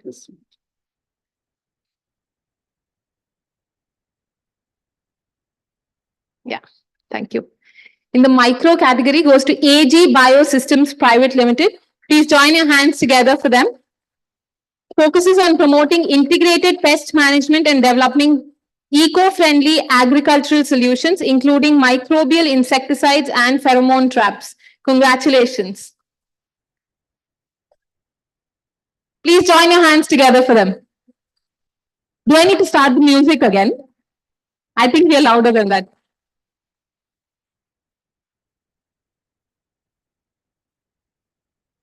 Moving to the next winner is from the mega category, Metrochem API Private Limited. Can I please have Mr. Hardev Nandepu, Chief Strategy Officer? Founded in 2004, is a leading manufacturer of active pharmaceutical ingredients and intermediaries. Their strong commitment of providing quality products is boosted by in-depth industry knowledge, well-qualified team of professionals. Congratulations, Metrochem.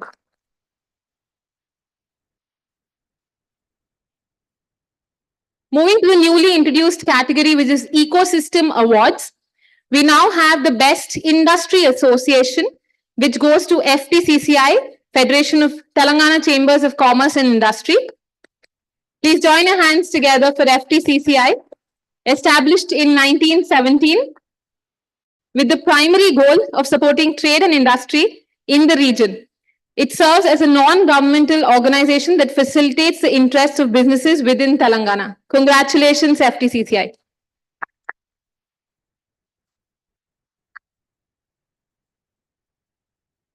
Moving to the next one, again, this is the Best Industry Association with sector focus. This goes to TAPMA, which is Telangana and Andhra Plastics Manufacturing Association. Can we please hear a round of applause for them?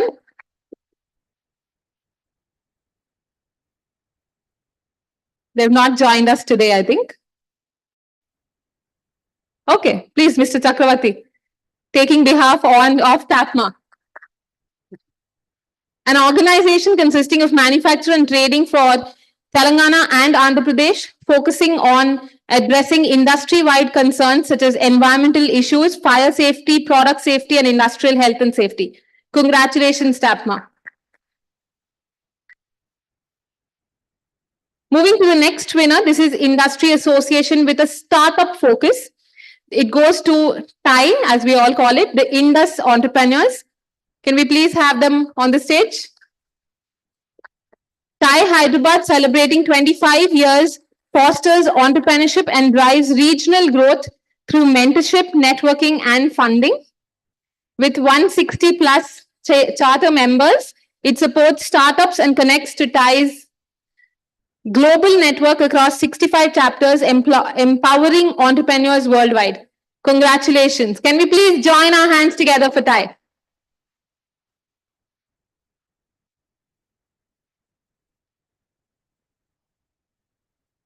Moving to the next winner now. Yeah, this goes to the Best Industry Association with a woman focus. Please join your hands together for ALEEP, Association of Lady Entrepreneurs of India. Congratulations, Rama Devi. This was established to support and empower women entrepreneurs by providing a platform for mutual assistance and acquiring entrepreneurial skills. It aims to help women becoming economically independent. Congratulations, Alip.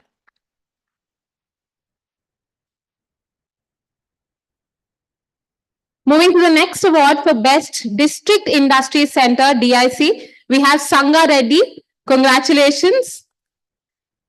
The DIC in Sangha Reddy provides assistance and services to local industries and entrepreneurs, including entrepreneurial guidance, project reports, financial assistance, single window clearance, market development, and skill development programs. Congratulations to the DIC Sangha Reddy.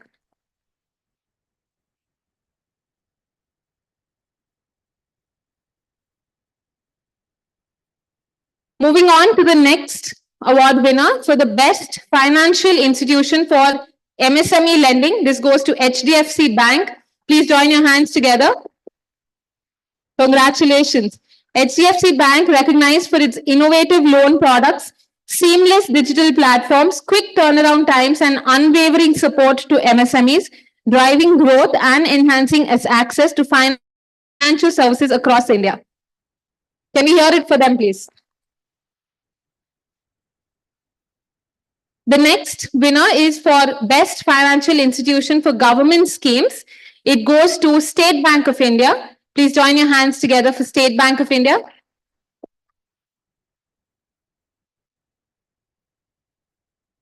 Do we have them here?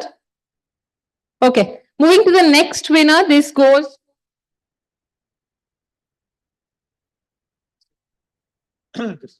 Yeah. Best Financial Institution for Government Schemes. This goes to TS Cooperative Apex Bank. Please join your hands together for them.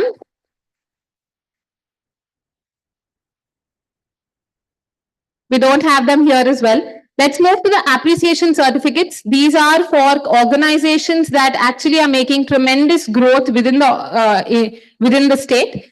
The first goes to Premier Energies. Please join your hands together for them. Premier Energies is India's second largest fully integrated manufacturer of solar cells and solar modules. The company is also recognized by LEED Gold Certified Solar Manufacturing Entity. Congratulations. Let's join our hands together for Premier Energies.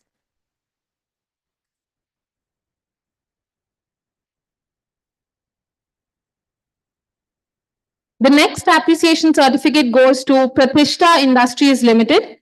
Please join your hands together for them.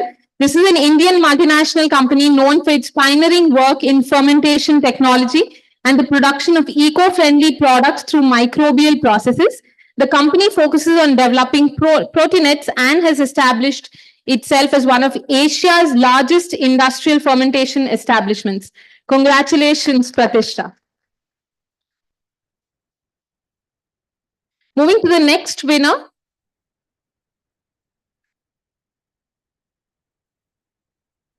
This goes to Sri Malani Foams Private Limited. Can we join our hands together for them? They have been an award winner in the last 2 years as well. Part of the Sri Malani Group, also owning Century Mattresses, a leading manufacturer of PU foam and mattress by the brand name Century. The manufacturing facilities are spread across Telangana and Orissa. Sri Malani Foams is a 2-star export house and the largest exporter of mattresses in India. Congratulations. Moving to the next one, it goes to Thermopads Private Limited. Please join your hands together for them. They're a leading company in the manufacturing of electrical surface heating systems, recognized as one of the top 5 global firms in this industry. The company is committed to innovation and quality, catering to 200 clients across 90 countries. Congratulations. The next one goes to Zilla, which is also owned by Dura Enterprises. Zilla is a startup fine fragrance company specializing in natural perfumes. They won the Special Jury Award in 2022 for the International Perfume Foundation in Paris. Congratulations to all of them.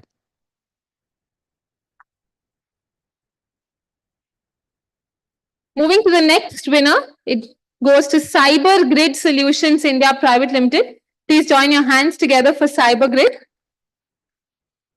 A leading IT managed services provider specializing in cloud infrastructure and compliance network and security solutions. Focused on protecting digital assets and optimizing IT infrastructure, CyberGrid delivers innovative solutions. Congratulations. Moving to the next winner, we have Nava Limited. Please join your hands together for them. Nava is a diversified company with global footprint of multifaceted businesses across Asia and Africa, a front runner in ferroalloy manufacturing, energy, mining, agribusiness, and O&M services for over 50 plus years now. They're spreading wings to high potential sectors such as healthcare. Congratulations. The next appreciation certificate goes to HICC, which is the Dalit Indian Chamber of Commerce and Industry. Congratulations. They empower Dalit entrepreneurs by promoting self-help and entrepreneurship. With 17 years of impactful work, HICC aims to create job givers among Dalits, aligning Dr. Ambedkar's vision of economic empowerment. Congratulations. Moving to the next winner is Telangana Industrial Health Clinic. Can we please join our hands together for TIHCL? Innovative NBFC promoted by the government of Telangana to revive and rehabilitate sick and incipient sick micro and small manufacturing and entrepreneurs in the state of Telangana. Congratulations.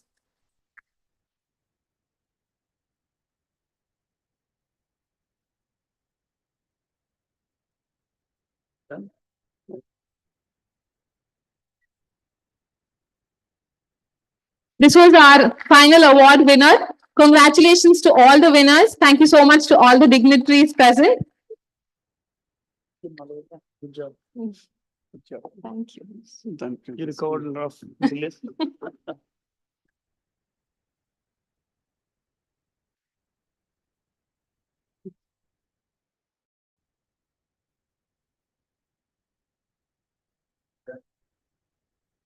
Thank you, Ms. Malavika Jagi, for that. I mean, I know they did a lot of work for us. I think for the minister that is even giving the awards, it was pretty exhaustive. So it was a big list. Thank you so much. Was it? You got used to it. That's right. The ministers got used to it. So I just have a very quick anecdote before I request the Honorable Minister to give us his inaugural address. You know, recently, I think about a month ago, CII Telangana conducted the state level quality control competition. Out of many entries, I think there was many categories, but the most important category was won by a team that had women in it, that had the women participation in it compared to all the other teams that were there. So I think just to underscore the importance of women in all aspects of manufacturing and industry. So with that, I request Shri Caesar Babu Garu, our Minister for Industries, Commerce and Legislative Affairs, Government of Telangana, to give us his inaugural address, please. Thank you.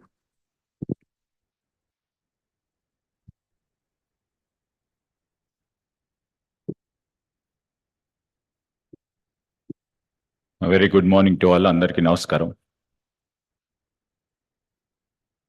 Iroju Confederation of Indian Industry వారి ఆధ్వర్యంలో Manexe 20th edition 2024 ఈ convention కు సంబంధించి I would like to really express my thanks, and also it's a privilege to be in the midst of the eminent and very successful entrepreneurs who are on the days or who are off the days. You know, I would like to really congratulate Mr. Sai Prasad Garu, the chairman of CII, Mr. Reddy Garu, the vice chair, and also with me here from the government, a special CS of our department, Mr. Jayesh Ranjan, who is a senior bureaucrat whom many of the entrepreneurs knows him personally. And we heard Professor Chandan Chowdhury ji, the second or third time I'm meeting the professor. And it was quite pleasure and very motivating to hear Dr. B.K. Das, who is an eminent scientist and the recipient of many awards. And heard Rucha Nanavati. Now their company is also leading the Skill University. Their leader is our chairperson of the Skill University. Mr. V.S. Ram, Rajesh Khosla, and head of CII Telangana, Mr. Sheikh Samiuddin, and many eminent industrialists and entrepreneurs sitting off the days, and the young entrepreneurs sitting over there on the last benches of this conference, and friends on the media, ladies and gentlemen.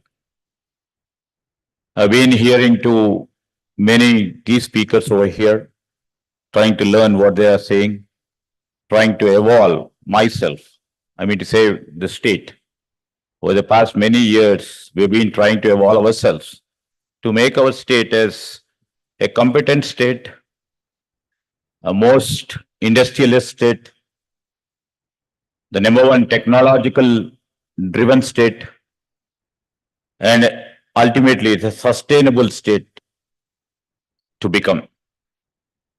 You know, this sort of conferences which brings lot many stakeholders who have been instrumental in fostering innovation, facilitating meaningful dialogues and creating opportunities for progress. And CII, especially Mr. Sai Prasad and the team, you know, we would like to really express gratitude for bringing all these people on the platform.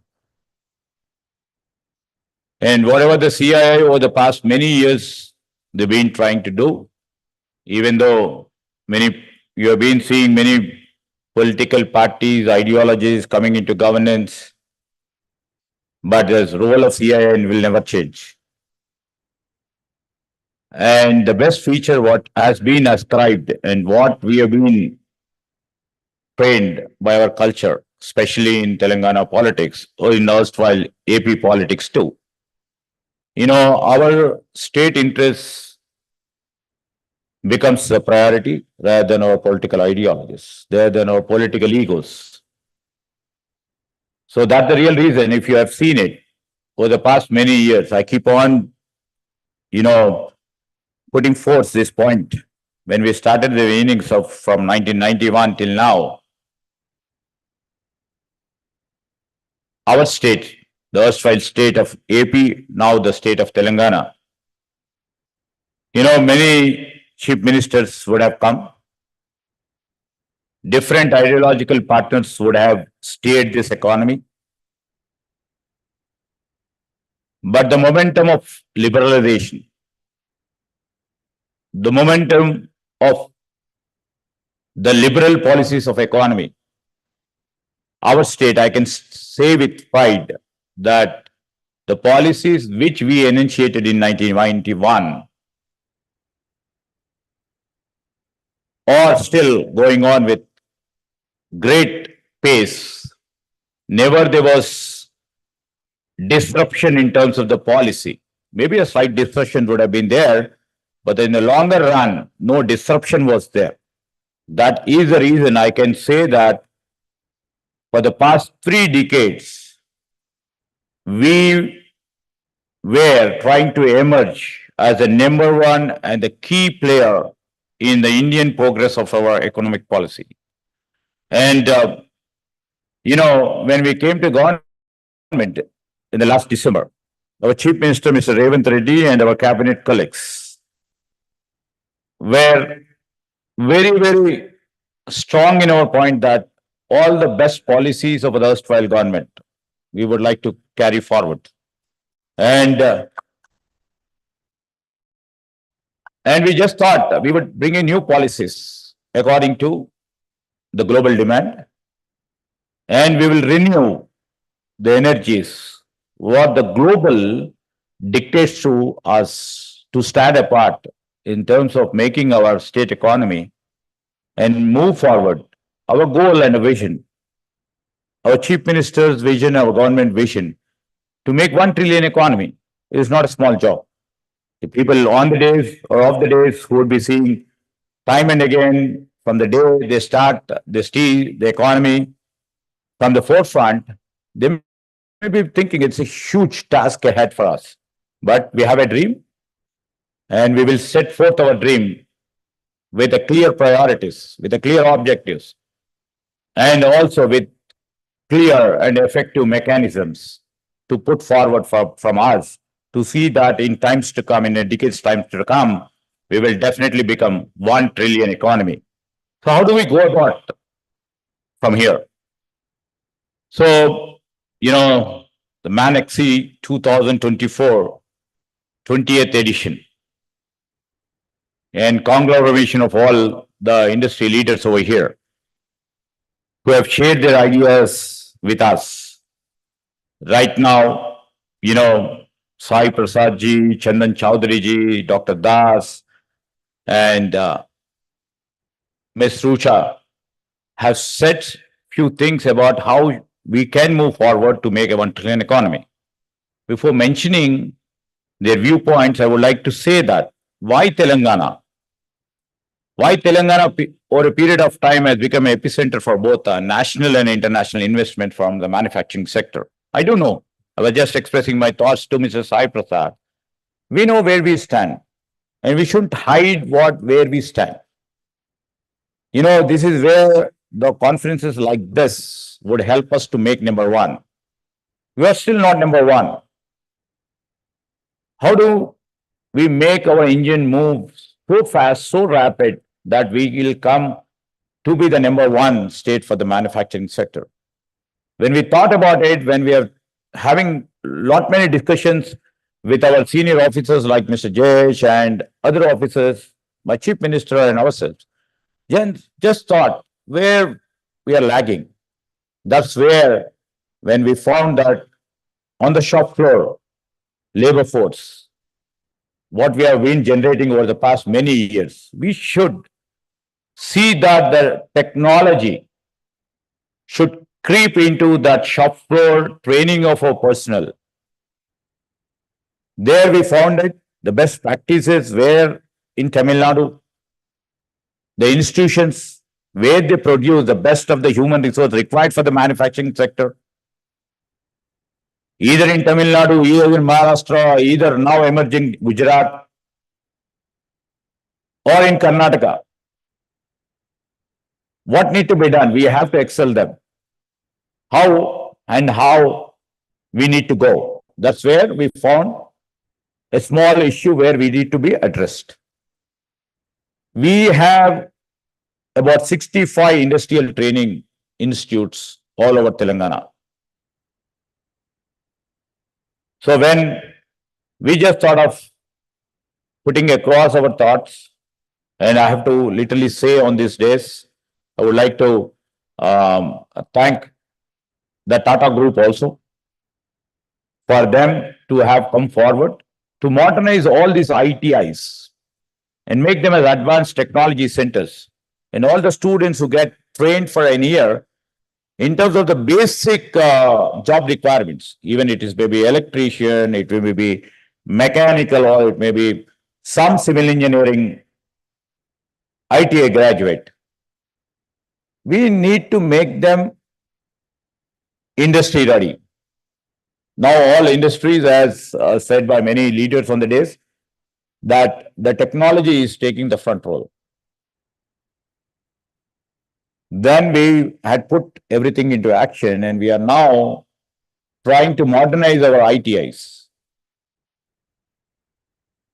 with the help of a Tata Group. We have been spending about 2,400 crores to modernize each and every ITI to see that the industries, especially the manufacturing sector, which require lots of shop floor personnel, let it go. can hire the best of the employees. On the first day itself, they will be industry ready by the time they get graduated from the Industrial Training Institute, which we are renaming it as Advanced Technology Centers. So this is the first initiative from our government to see that tomorrow the manufacturing sector has to grow.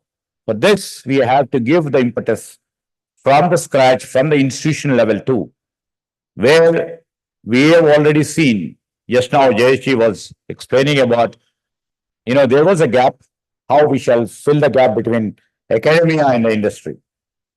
That's how the concept of the skill university has come into picture. And that's how we have put everything into action. And in a very few months, because we have a political will, in very few months, we could able to convince the industry leaders and whether there was an academia too, to come to a platform to see the gap between the academia and industry should be filled in. That's how we could able to convince the big leaders over here who are into this skill university. The renamed, everybody knows here, most of the Mahindra guys are here. Mr. Anand Mahindra has accepted to be the chairman of this skill university. So, which will be the industry-driven university, which shall give the greatest foundation for the industries, especially for the manufacturing sector. So this is how we are planning to build up the base for making our state as the best manufacturing industry state here. And many have given their suggestions. And over a period of time, if you have seen, we are not only number one in terms of technology, we are number one in terms of pharmacy, pharma and life sciences. We are very proud to say, this has not been made over a period of 10 years or not period of 15 years. When IDPL has come as a public sector company over here, that is the foundation where we laid the foundation. Then the forefathers of our nation thought about IDPL should exist here. I can still proudly say that the IDPL has created lot many scientists, lot many researchers who on their own have put their own entrepreneurs, have become and made their industries state-of-art industries in terms of the international level or the national level too. And I'm very proud to say that about 34% of the global produce of the pharmacy produces here in the state of Telangana. So this is where, over a period of time, how we evolved ourselves. In terms of technology too, it's not been made over a period of a decade. I can say when 1992, where, Rajanna ji will accept to my thinking that in 1992, when our government has laid a foundation stone for the software technology park in the erstwhile Andhra Pradesh, many wouldn't have thought this would evolve to this stage. So the past 3 decades, we have brought in policies, the policies have been carried forward, depending upon the trends at the global level, things have taken shape. Now we are in the forefront of our technology. So the foundations which have been laid over a period of 3 to 4 decades are showing results now. And results should be fast enough. What Dr. Dasji is telling about how fast, how in rapid are we going to change this? There are many institutions which have come and which have literally made us to grow very fast too. And our focus on building world-class industrial infrastructure and Asia's largest innovation hub for startups. Many initiatives by government of Telangana to foster creativity and to provide a platform for prototyping and product development, which is the element for the manufacturing, is being stationed here. And which are supporting many startups, entrepreneurs, manufacturers by offering the state-of-art tools here. And these institutions, together with cutting-edge technologies and with the contributions from many industrial partners, have produced and provided access to advanced equipment such as, many would have seen, many would have used the 3D printers, CNC machines, laser cutters, and electronic workstations, enabling innovators to prototype their ideas and also see that, their concepts to be made into tangible products. So this will enable most of the, young entrepreneurs and collaborators to reduce time to market and lower the cost of product development. What need to be done to foster Industry 4.0, the next generation manufacturing revolution? We are prioritizing the adoption of advanced manufacturing technologies like robotics, automation, artificial intelligence, and IoT, Internet of Things, ensuring the industries in Telangana stay at the forefront of the global competitiveness. Our collaborative efforts with academia and the research institutions have created an ecosystem over a period of time where innovation keeps on thriving and driving new solutions and bringing in the new business models that can enhance productivity with a basic concept that sustainability should be there. We can still say that with one go, we are trying to give impetus for the already available Telangana skill force, and combined with the progressive policies and ease of doing business makes us our state as an ideal destination for many entrepreneurs. So I would like to say that as we are proud to make many strides, and we have already taken many steps to move forward, we look ahead. The Telangana remains committed to further advance its position as a hub for industrial excellence, technology-driven growth, and sustainable manufacturing. So, how are we going to do it? We have investor-friendly policies. We have a Telangana state industrial policy. This is a progressive industrial policy. Most of the people who are here, sitting over here, knows about it. Most I would have got the benefit out of it. And these are the things which are making our state to move forward.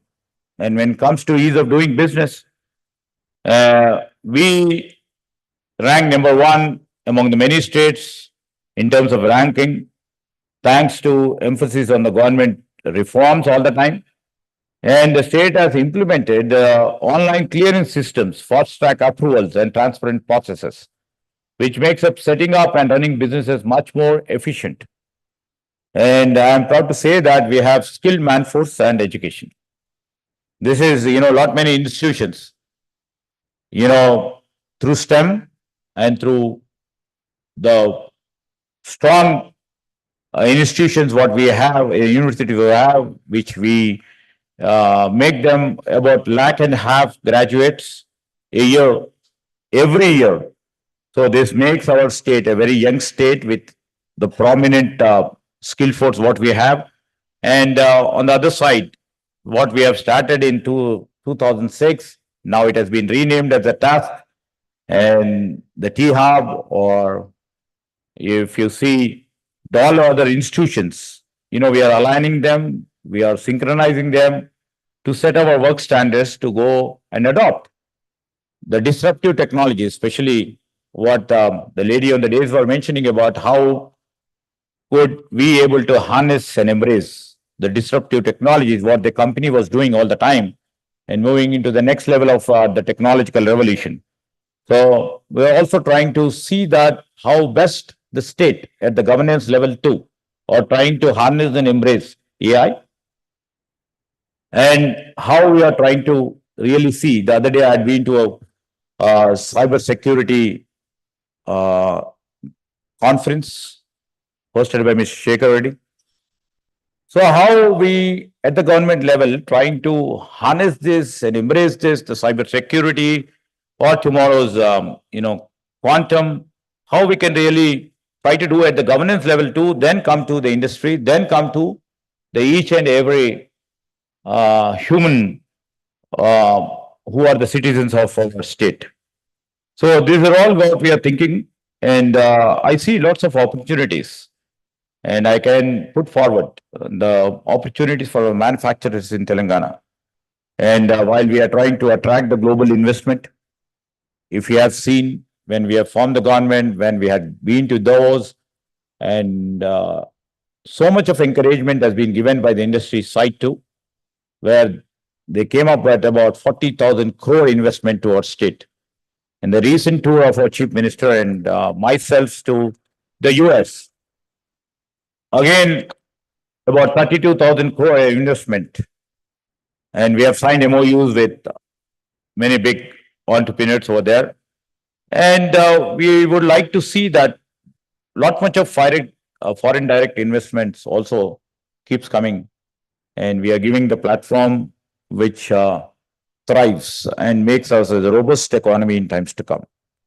So I can assure all the industrialists over here, we are here as a government to extend our commitment, especially to the manufacturing sector. And we are here to tell our unwavering commitment to strengthen our manufacturing sector. And how do we strengthen? We will try to encourage innovation. We will try to encourage technology. And we will try to inculcate the global best practices to create a dynamic industrial ecosystem. And we are dedicated to continue the momentum. And we recognize that manufacturers, whether they are starting new or expanding the established operations, need an ecosystem that needs the flexibility, innovation, and scalability. We are there for you, and we are committed to continue this flexibility, and we'll continue to encourage the innovation and scalability. In coming years, I would like to say the emphasis to create the world's efficient skill force, which is the ultimate objective of the Skill University. And also, I would like to appreciate the CII in the recent launch of this software app, where they're trying to bridge in the gap between the supply chain management. I appreciate and congratulate them with coming up with this sort of a platform over here. And also see that the most important, what we see is the green and sustainable manufacturing practices. And, that becomes very, very important in placing our Telangana in the global manufacturing hub. And that's the real reason we are stressing on the point that we have to be a future-ready ecosystem in terms of creating opportunities for the new industries. And we are here to support them. And before I conclude, I would like to react to a couple of things where people on the days were mentioning about. And time and again, our policies which have been literally been told by our special CS here, how are we focusing in terms of giving impetus to our industries? Our leader, Rahulji, was all the time telling us in many forums that after this COVID, many people, thousands and thousands of people lost their jobs.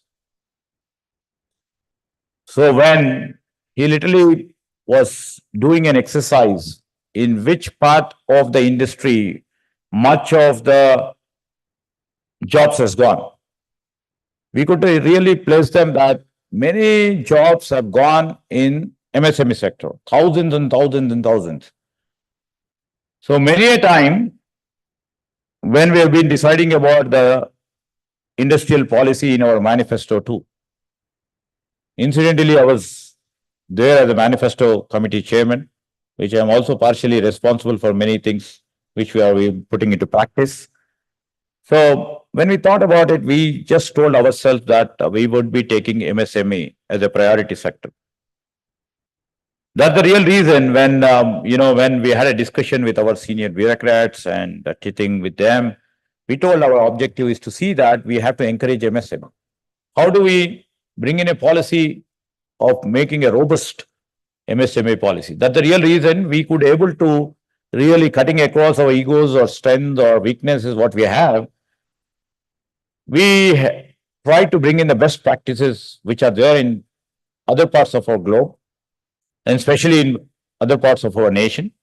And we could able to come up with a policy document, MSME policy, which has been appreciated by Mr. Sai Prasad, all their partners from the CII. And in fact, the professor has also agreed that is the best policy. And thanks to their contribution too in making this policy. So in this policy, what extra things what we have been trying to put it. One is the women entrepreneurs over here may be thinking, and our impetus is also to create and build a strong force of women entrepreneurs from not only from Hyderabad. I really, give lots of credence to Mr. Sai Prasad and their team of giving importance to the tier 2, tier 3, and the rural economies to grow.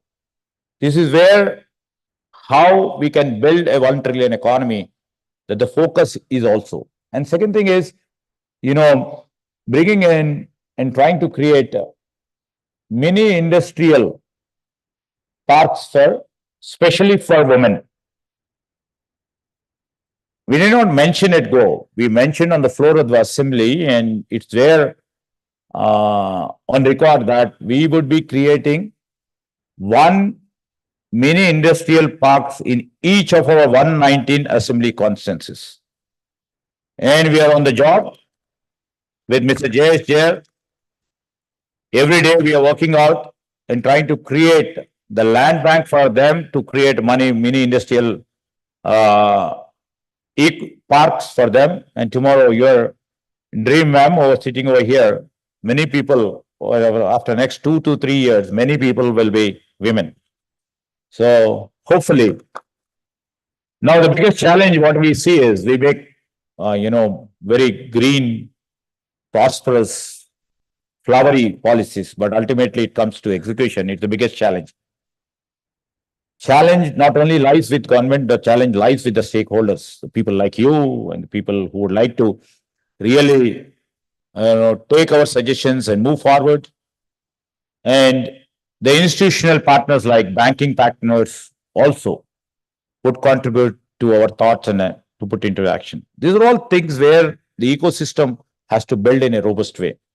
And we will definitely see that what we are trying to do, trying to link the women entrepreneurship in building our industrial workforce or industrial entrepreneur workforce, the big level, goes in a big way, and it shall and it can become the ideal state for the women entrepreneurs in times to come. And they require lots of support from the government and also the stakeholders. And also see that your institutions like CII, which has a women institution also, and many people are there from, I've been going to ALIP also of late many a time to see that the women entrepreneurs should be supported and should be motivated. So these institutions plays a major important role. So agriculture, everybody knows, without food, we all drive and work for the food, right?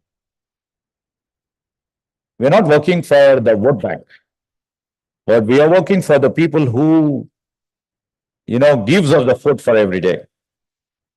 So for them, it's not our responsibility, your responsibility also to see some sort of a policy adjustment which may be trying to detract you and maybe having a burden on your purse. Maybe, all the share of, what I mean to say, who would pay the taxpayers' money, but at the same time, they are the people who are giving food to us, so they have to be motivated, they have to be encouraged. That's the real reason many policy directives cutting across the political ideologies will be emphasizing on the agriculture sector.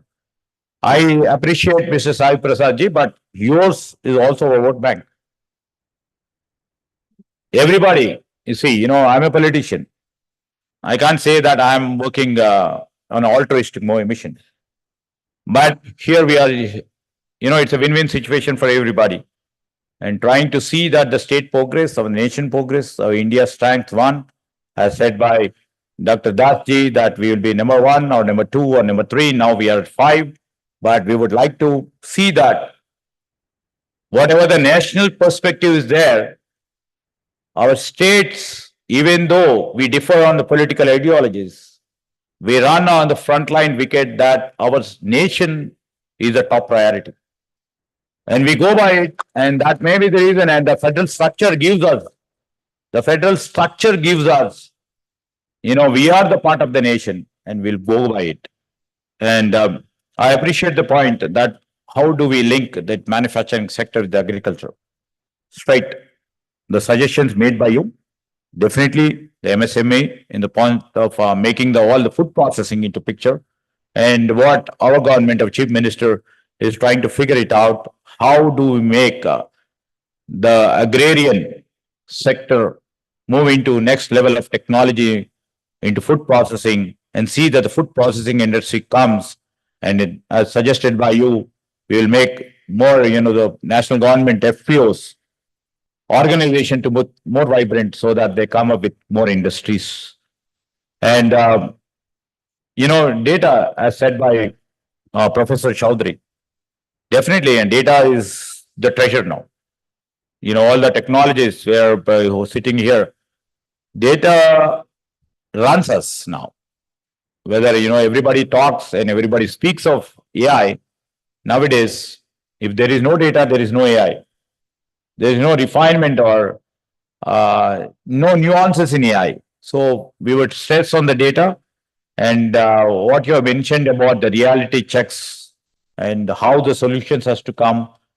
What are the examples or expertise you have ascribed, and what you have said about unemployment, and how our workforce stands at a greater skill compared to the global demand, and how future jobs are different from the existing jobs. So these are all few points what you have been mentioned, and we are still facing it. Now the disruption, what at the technology point of view, what the disruption is taking place when the AI is taking the major space over here, and in terms of other technology tools, when the disruption is taking place, lot many, GCCs who are mostly into this coding, they'll be facing this sort of problem tomorrow. That's the real reason we would try to upskill their skilling.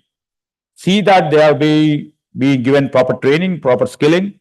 They will be ready for the market, what market needs. That's how we are trying to implement, and we appreciate your suggestions and whatever you have mentioned in a right perspective. Definitely MSME policy, what you have been mentioned about it, what not only on the paper, on the execution level too, we will try to implement in a bigger way. And mentioned about Rucha Nanavati's about how Mahindra is progressing over the period of time, growing from 4.0 to 5.0, citing the examples. And when it comes to machine learning and computing, when she mentioned about how the company, the Mahindra as such, is going from here and try to imbibe them into the next level of technology, we appreciate it. And Dr. Dasji, when you have said about political, if there is no political freedom, there can't be economic freedom, there can't be a technological freedom. When we have all set, our forefathers set for the, as you know better, when we have set for the liberation in 1947, then how it started, when we have been trying to get the food grain from outside, when we became sustainable, now we are trying to export our food grain to other states. That's how, our people strive. The best of the gray matter stood with us, even though of late, just a decade back, many used to leave us for the greener pastures. Now everybody are coming back. And I see people like you who have stayed back here, people like Professor and all those people who have stayed back here, making a large contribution for our state and also for the nation. And I see your point in terms of, economic freedom or the technological freedom. Definitely, we will be giving it. Our state is more positive in terms of giving lot much of impetus to their innovation in their freedoms style. So a lion always never smiled. I never seen smiling, but India is such, always roars. We will roar, and we will see that we grow, our states grow, and ultimately our nation grow, and we should become number one economic power for the total globe. With this, and I would like to congratulate all the award winners over here who have contributed and who have partnered with the state of Telangana, who made us proud, who made us move forward. I congratulate all the elders who are sitting here who made our state very proud and made us, stand afoot in terms of industry, in terms of technology, in terms of agriculture. I thank the CII for calling me here and giving me opportunity. Thank you. Can I request a warm standing ovation for the Honorable Minister, please? Yeah.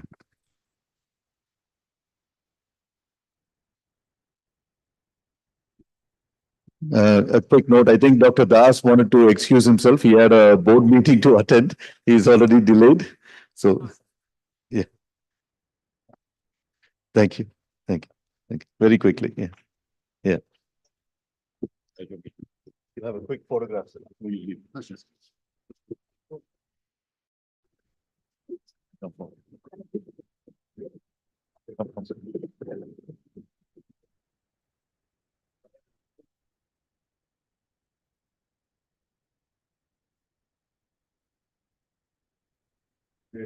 Thank you. Thanks. Are you meeting?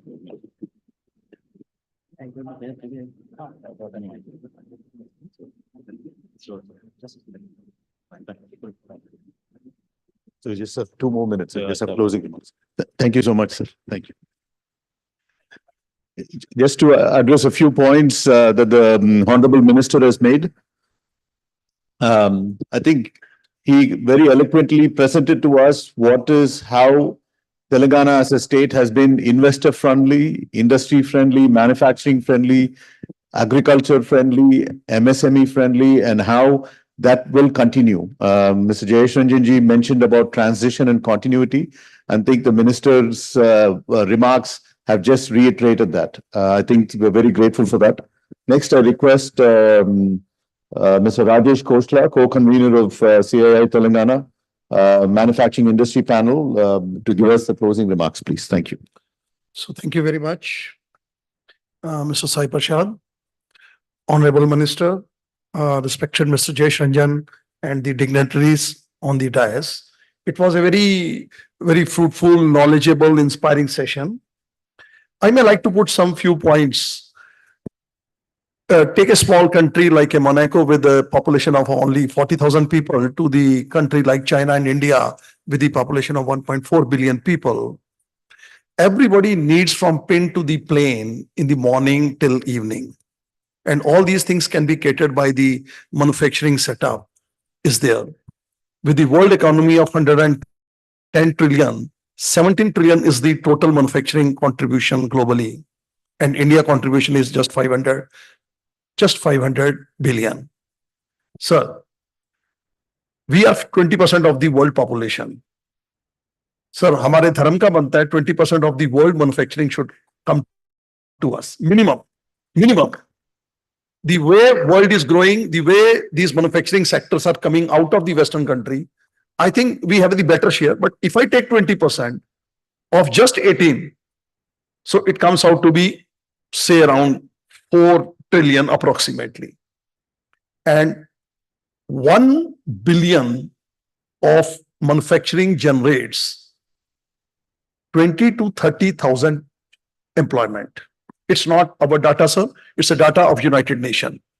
And 1 billion generates 20,000 in China, 30,000 employment in India, and say around 10,000 in the Western countries because of the high technology and automation.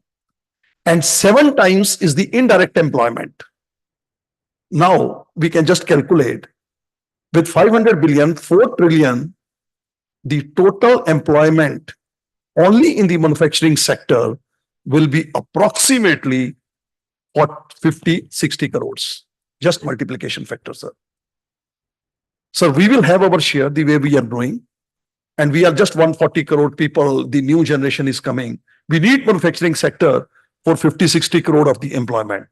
And I think so. This is doable. And with the inspiring and visionary policies, what the minister has already opened up, and the way Mr. Ranjan has told, the support system, skill development, everything is going to be there. I'm very sure. I think 50 crore people in India will be employed in manufacturing, and this is the strength and this is the requirement of the country. So thank you very much. I think everybody has contributed a lot in the knowledgeable session, and much more to come in next few sessions.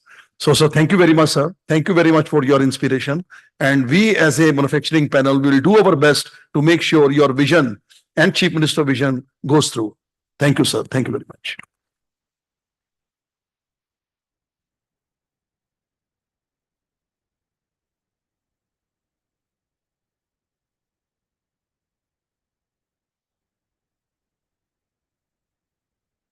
Request audience to please remain seated. We'll be starting with the next session shortly.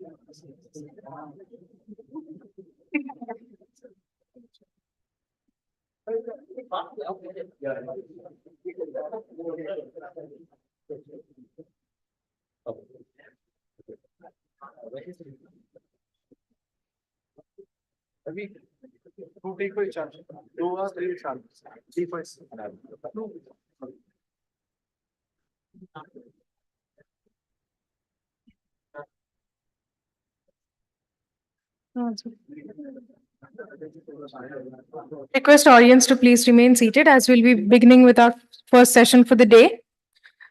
Industry 5.0, integration of human capabilities with advanced technologies.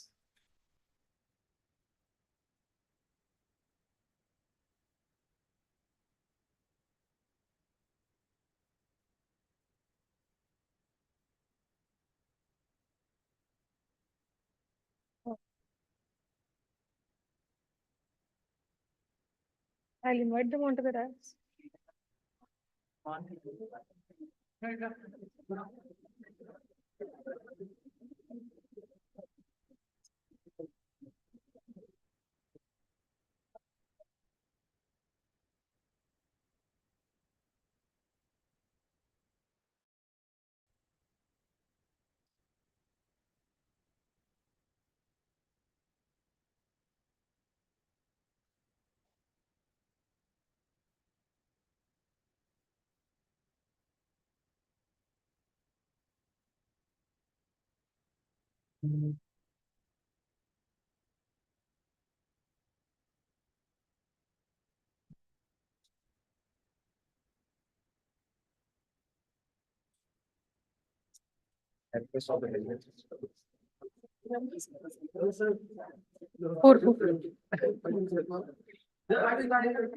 Request audience to remain seated. We'll get started with the session. I now invite Mr. Gaurav Kataria, Vice President, Digital Manufacturing and CDIO, ITC Limited, PSPD, onto the stage, please.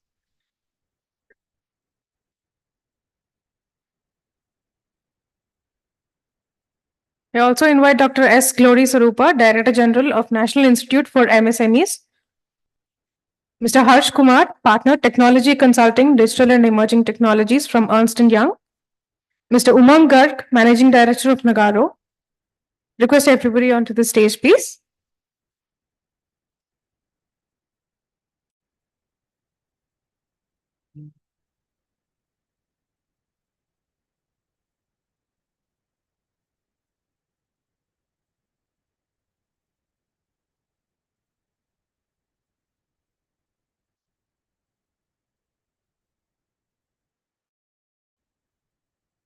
That's okay. I can be in the side better. No, that's side.